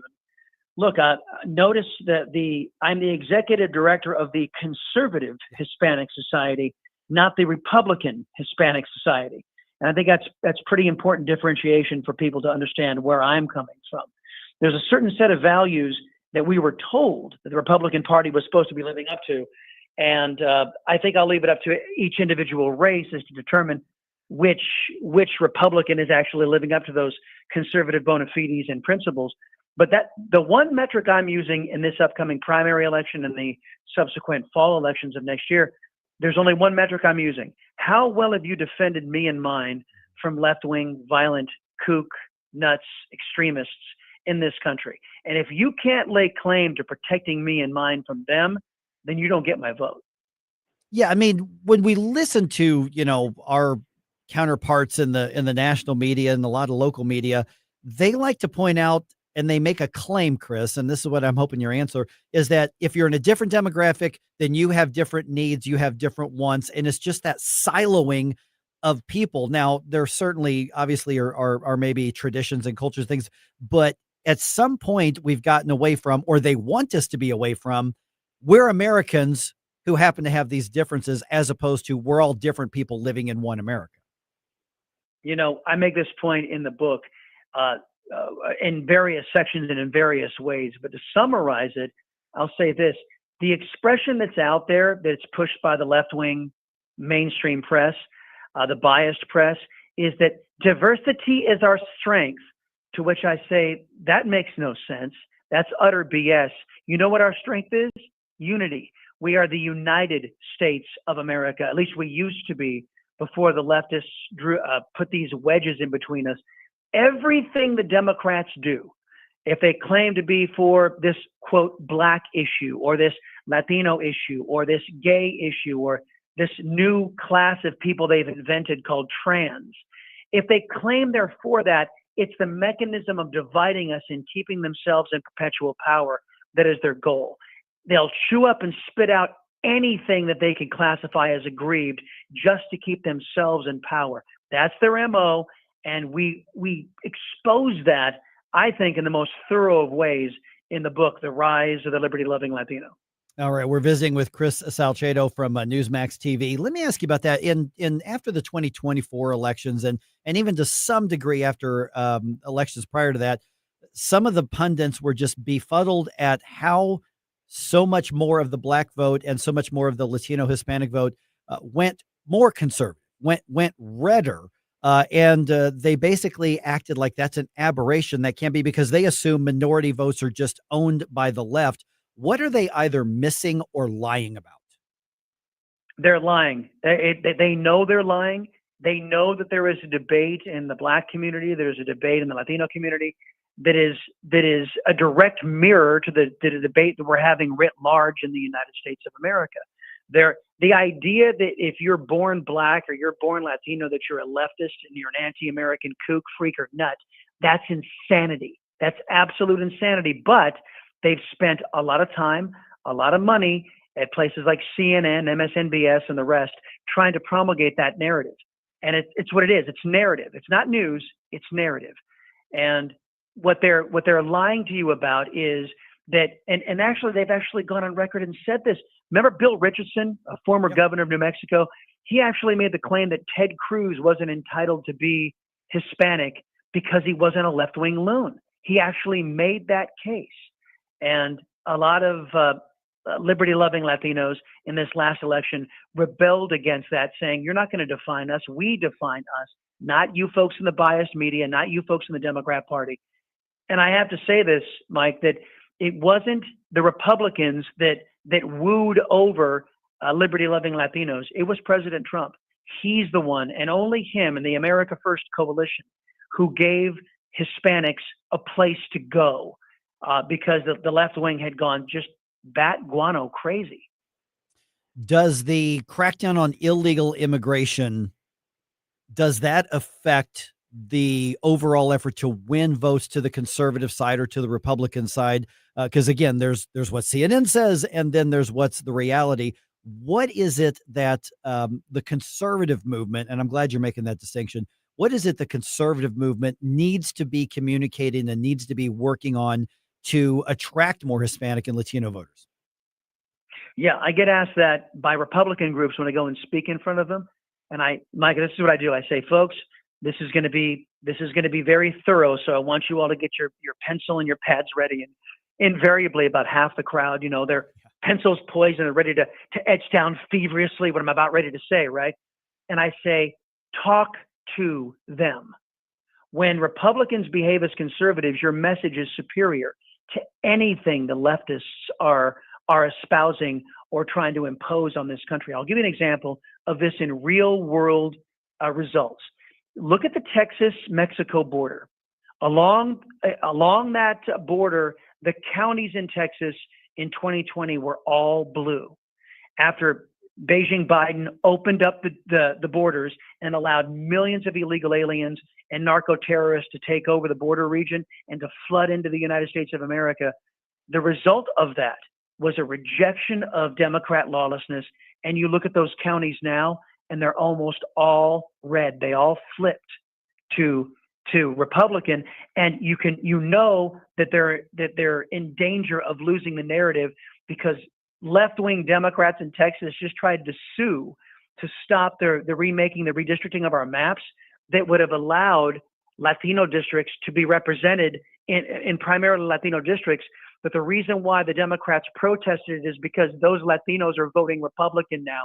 And so the Democrats went on record by undertaking what they would classify as a racist action by trying to stop Latino districts from being represented. But and really, at the end of the day, that's the whole sophistry here, Mike, behind all of this. It's all politics. It all boils down to ideology, the race, the trans, the sexual identification. It's all tertiary, all subservient as far as the Democrats are concerned to their political agenda. Earlier this month with the No Kings protest, Chris, all of the older white people were telling me that the minorities are very angry at Donald Trump, though. So thank goodness we have the aging white hippies to tell us that. Dude, did you see the demographic makeup of these so-called protests? They were all white, aged, probably individuals who were on Social Security and needed the extra money because it was all funded and it was all AstroTurf. Most of the Hispanics and blacks couldn't be bothered to go out there because they weren't behind it. This is all. There was one in. If you look at it online, our buddies at Current Revolt in Texas found a couple of dudes, white males, kind of probably in their 60s, 70s, and basically asked them, "Hey, man, who are the people you vote for in Dallas?" Well, we don't know their names. We just know if they have a D next to them, we're going to vote for them. And who's the Dallas mayor? Oh, I have no idea. They had no idea who they're voting for. They're just voting for a letter, a D, and they have no idea about the policies they're voting for. Conservatives cannot be that ill-informed. I wish I were surprised by that. All right, last minute or so, we've got, Chris, the rise of the liberty-loving Latino, a new American revolution. What's the next step in that revolution? What is that next step in the conservative movement that includes and embraces the Latino and Hispanic voter? It all depends on if President Trump is successful in remaking the Republican Party and making it permanent, to actually making it an opposition party to Democrats rather than one that is a bunch of Republicans looking for the nearest Democrat butt cheek on which to firmly plant their lips. If the Republican Party gives Americans a place to go and adopts the America First sensibilities, the future is very, very bright. And Hispanics, as the polling has shown, as President Trump has cracked down on illegal immigration, his popularity only grows in the Latino community. He's actually built on his popularity with Hispanics since Election Day. So it all depends on what the Republican Party does. If the Mitch McConnells and John Cornyn's take back control over the Republican Party, it doesn't look too good. But if the America First coalition maintains control, the future's bright. All right. And we find the book pretty much anywhere, like Amazon, Barnes & Noble, any place like that. The Rise of the Liberty-Loving Latino, a New American Revolution. People want to be in contact with you or keep up with you, Chris. What's the best way to do it? Well, first off, the book drops on December 9th. Great gift, Christmas gift for the Liberty lover in your life. You can pre-order now and make my publisher very, very happy. And that's going to save you a couple of bucks too. There is something in it for you if you pre-order. And then, you go to Amazon, type in The Rise of the Liberty-Loving Latino or my name, Chris Salcedo, and then you'll be able to find the book. and then go ahead and order it, and that's how you do it. ChrisSalcedo.com, ChrisSalcedo.com. All my social media hookups are all there. How you get in touch with the show, it's all there for you at your fingertips. All right, Chris, thanks so much, man. Great to chat with you. Great chatting with you, Mike. All right, got some thoughts on that. 314-912-1019. Let's hear them. This is 1019 and 94.1 News Talk STL.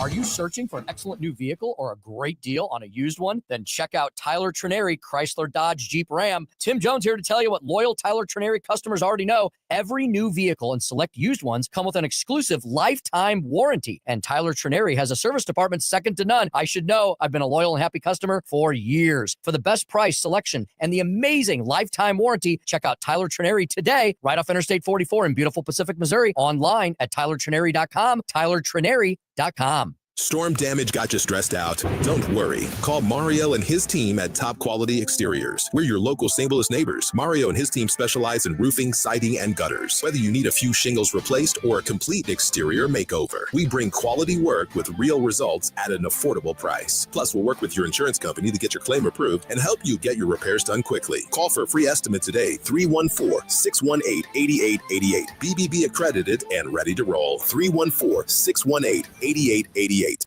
Why leave your company's story to chance? In today's digital world, video content isn't just an option. It's essential for your success. At Blue Ocean Media Group, we've spent decades crafting compelling visual stories for businesses just like yours. From concept to completion, our award-winning team transforms your vision into powerful video content that connects with your audience and drives results. Don't trust your brand to amateurs. Partner with Blue Ocean Media Group. Visit BlueOceanMediaGroup.com today, and let's bring your story to life.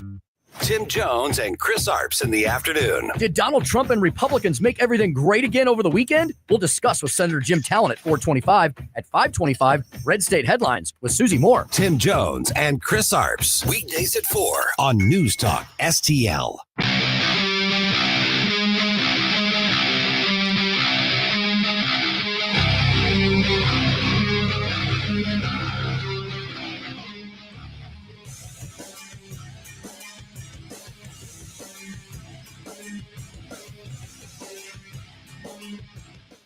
Hey, Chris Arps from the Tim Jones and Chris Arps Show. Make sure that you're listening to our show this afternoon from 4 to 6. Now back to the Mike Ferguson in the Morning Show. I've been not really surprised, but it just kind of a reminder how many people say, I don't fly anymore. Yeah, that would be among that group. Yeah, Susie said that a little bit earlier, and I was like, oh, I didn't know that about Susie. And so I was reminded why yesterday for a couple of different reasons. One, because with the government shutdown, any one thing can cause a problem several steps down the road. Yeah. So I was in Philadelphia this weekend and actually at Valley Forge this weekend. And so I was supposed to fly out and get back, a little later than I wanted to, but that's what the flight schedule had. But there were delays in other cities, Orlando, Dallas, and a few others. And those have been attributed to partially weather, but also because of slowdowns because of the government shutdown and a lack of staffing, on things like air traffic controllers. And so it was interesting sitting there watching everybody who's going all over the place, because Philadelphia's airport's really big. It's a lot bigger than what we have here. And I'm seeing people get delayed. Matter of fact, when we walked up to check in, the lady there at the counter, she, I hand her my ID and the boarding pass and all that. And she goes, nope. That is not how you want to start a conversation. No, you don't want to hear that at the airport. And I'm like, what do you mean, nope? And she goes, well, the flight's delayed a little bit. And I'm like, okay. She goes, yeah, the problem is there's no way you're making your connecting flight in Chicago. You definitely don't want to hear that. Right. And I'm like, crap, really? And she goes, let me rebook you. And I'm thinking, well, thank God she looked at it, because most people are like, okay, you're clear, get your bag and move on. And she's like, you're not going to make it. And so they tried to reroute me one way that it would have gotten me back later than I was originally supposed to, but at least I would have gotten back. And that got booked up from apparently other people getting alerts. And and they booked it. And then she goes, okay, well, I got a direct flight, but it doesn't leave until like basically 9:00 Eastern time. Ooh. I was supposed to be here by then. Yeah. I was already supposed to be back getting some sleep. And so I didn't get all back and settled until like 11:30 last night. So it was frustrating, in one part you can't do anything about weather, but in the other part, I saw the Fox Business Report that said, no, this is the first part of that shutdown, the effect on everybody. And so we got to be wary of that. Now, of course, I also hate flying because of the ridiculous security theater nonsense that we've implemented. And yes, I got groped and molested again by one of these blue shirt idiots. I'm like, I'm glad that guy doesn't get paid. He's not. I mean, I hate that. I know that there are some people who are convinced that these are outsmarting the terrorist and that these people, no, they're, they just, No, I learned this when I still lived in Chicago because my mom, she loves to fly. For some reason. I don't mind the flight. It's the actual getting to exactly. The flight. I don't care about once I'm on the plane. There have been 0 instances of any terroristic plots right. that have ever been stopped or prevented by TSA, and the amount of people that quote unquote accidentally, but the people that bring their guns and they get flown. Oh, yeah. That happens way more often than it should for people that are supposed to be preventing guns from getting on flights. And there is a process that you are allowed to ship your guns from one place to another, but you got to check it. Can't be with you. It's got to, all that sort of thing. You got to declare it and all. But there was a study done a few years ago where they basically tried to smuggle in dummy banned items, and they were successful like 85% of the time. Yeah, it was ridiculous on that. So you know what? I got groped again. It just infuriates me. Which is one of the reasons I don't fly. We're cattle to the airlines. We're criminals to the blue shirts. And this doesn't happen. It's on trains. That's right. Yeah, I mean, pretty much anything you want on a train. To be honest, but that goes. Yeah, I've actually enjoyed the train. But that means when you look at the upcoming holiday season, the longer that this thing goes on, the more likely that your flight's going to be affected. Now, maybe you book one and you get lucky and it goes through as scheduled. But all it takes is some airport somewhere else to have enough air traffic controllers call in sick, take PTO, whatever they do. And those flights start backing up, which means the connecting flight, the plane that's coming to you gets backed up, which means and so be prepared for that in the coming weeks and months. Now, I do plan on going back to, visit my family back in Chicago. Sure, yeah. And I've got no problem whatsoever driving or taking a train. It's like but 5 hours. But for people that they have family much further away, I mean, New Hampshire in my case, because one of the issues with holiday travel is planes are still the most the safest way of travel. Yeah. And we know that there are people that celebrate a little too hard during the holidays and cause trouble. So do you just try to plan as early as you can to get there and stay an extra day, or is it maybe looking into driving this year or something? Yeah, I mean, depending on how far you go. I mean, my parents, my mom, my dad's gone, but my family moved up to New Hampshire. And so that's too much to drive. Yeah. It just, unless I'm retired, which I'm not, that's just too far to go. So I have to do some sort of mode of transportation to do that. And, I could fly up to Boston, but at this point we don't know if that's even going to work. So just beware. Now here's one thing that was kind of interesting. So we went up to go to this wedding and it's Rachel's colleague, not mine. I didn't know her. I don't know her. I mean, I met her at the thing. So we went up, and went to her wedding there in this little suburb of Philadelphia called Westchester. Nice little community, little college town looks like. But the reception was at Valley Forge. Ooh. The actual Valley Forge. Nice. And I was actually surprised that it was still happening with the government shutdown because this is National Park Service. And it turns out that they had already paid for and rented this basically commander's quarters, was what the building was. And the private company that has contracted rent, they're still allowed to do stuff. So we got out there and we were one of the first people to show up at the reception. And they had a George Washington impersonator, and a Martha Washington impersonator dressed up in the full General Washington regalia, and so it was funny because I got there and I'm chatting with this guy and we may have been the first ones there from the wedding. And so he wasn't quite in character. It was funny looking at Martha Washington sending a text on her cell phone there for a second, but really nice people. And we're just kind of chit chatting while he's still the guy, not George Washington. And, he's like, well, what do you do? And I told him, and he goes, wait, conservative talk shows? Yeah, look, let me tell you something. I talked to George Washington over the weekend. Dude is conservative. His eyes got big, and he's like, oh, and he tells you, I can't believe the Democrats are doing. I'm like, George, man, you go. Get the boys back together. I didn't do that. but it was funny because clearly he ended up doing what he's doing now because he's so passionate about the American founding and he's passionate about the principles. And it was really fun to chat with the guy. Then everybody started showing up. And of course they did the thing where they're greeting everybody at Valley Forge as George and Martha Washington. And I'll put up some pictures on social media a little bit later. So find me on X. It's AVP Radio Show. We'll put those. That was AVP Mike. I'm sorry. Yes, correct. I've changed it. AVP Mike Ferguson. Yes, thank you. I just changed it.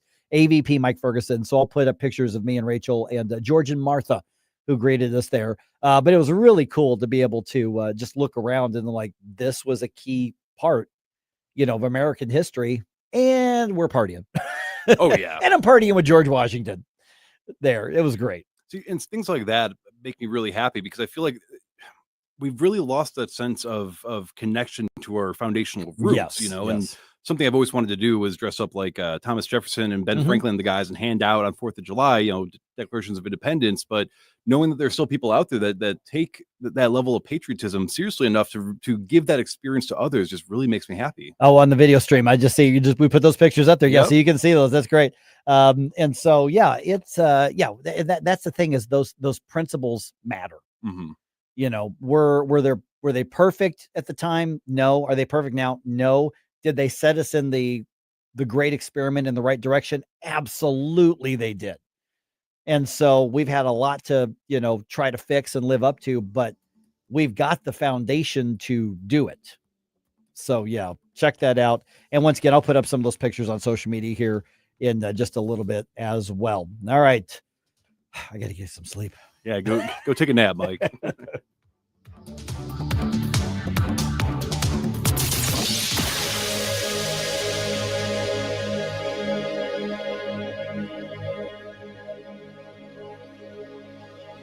When you're approaching retirement, there are a lot of questions to answer. Do you have enough money to fund your income for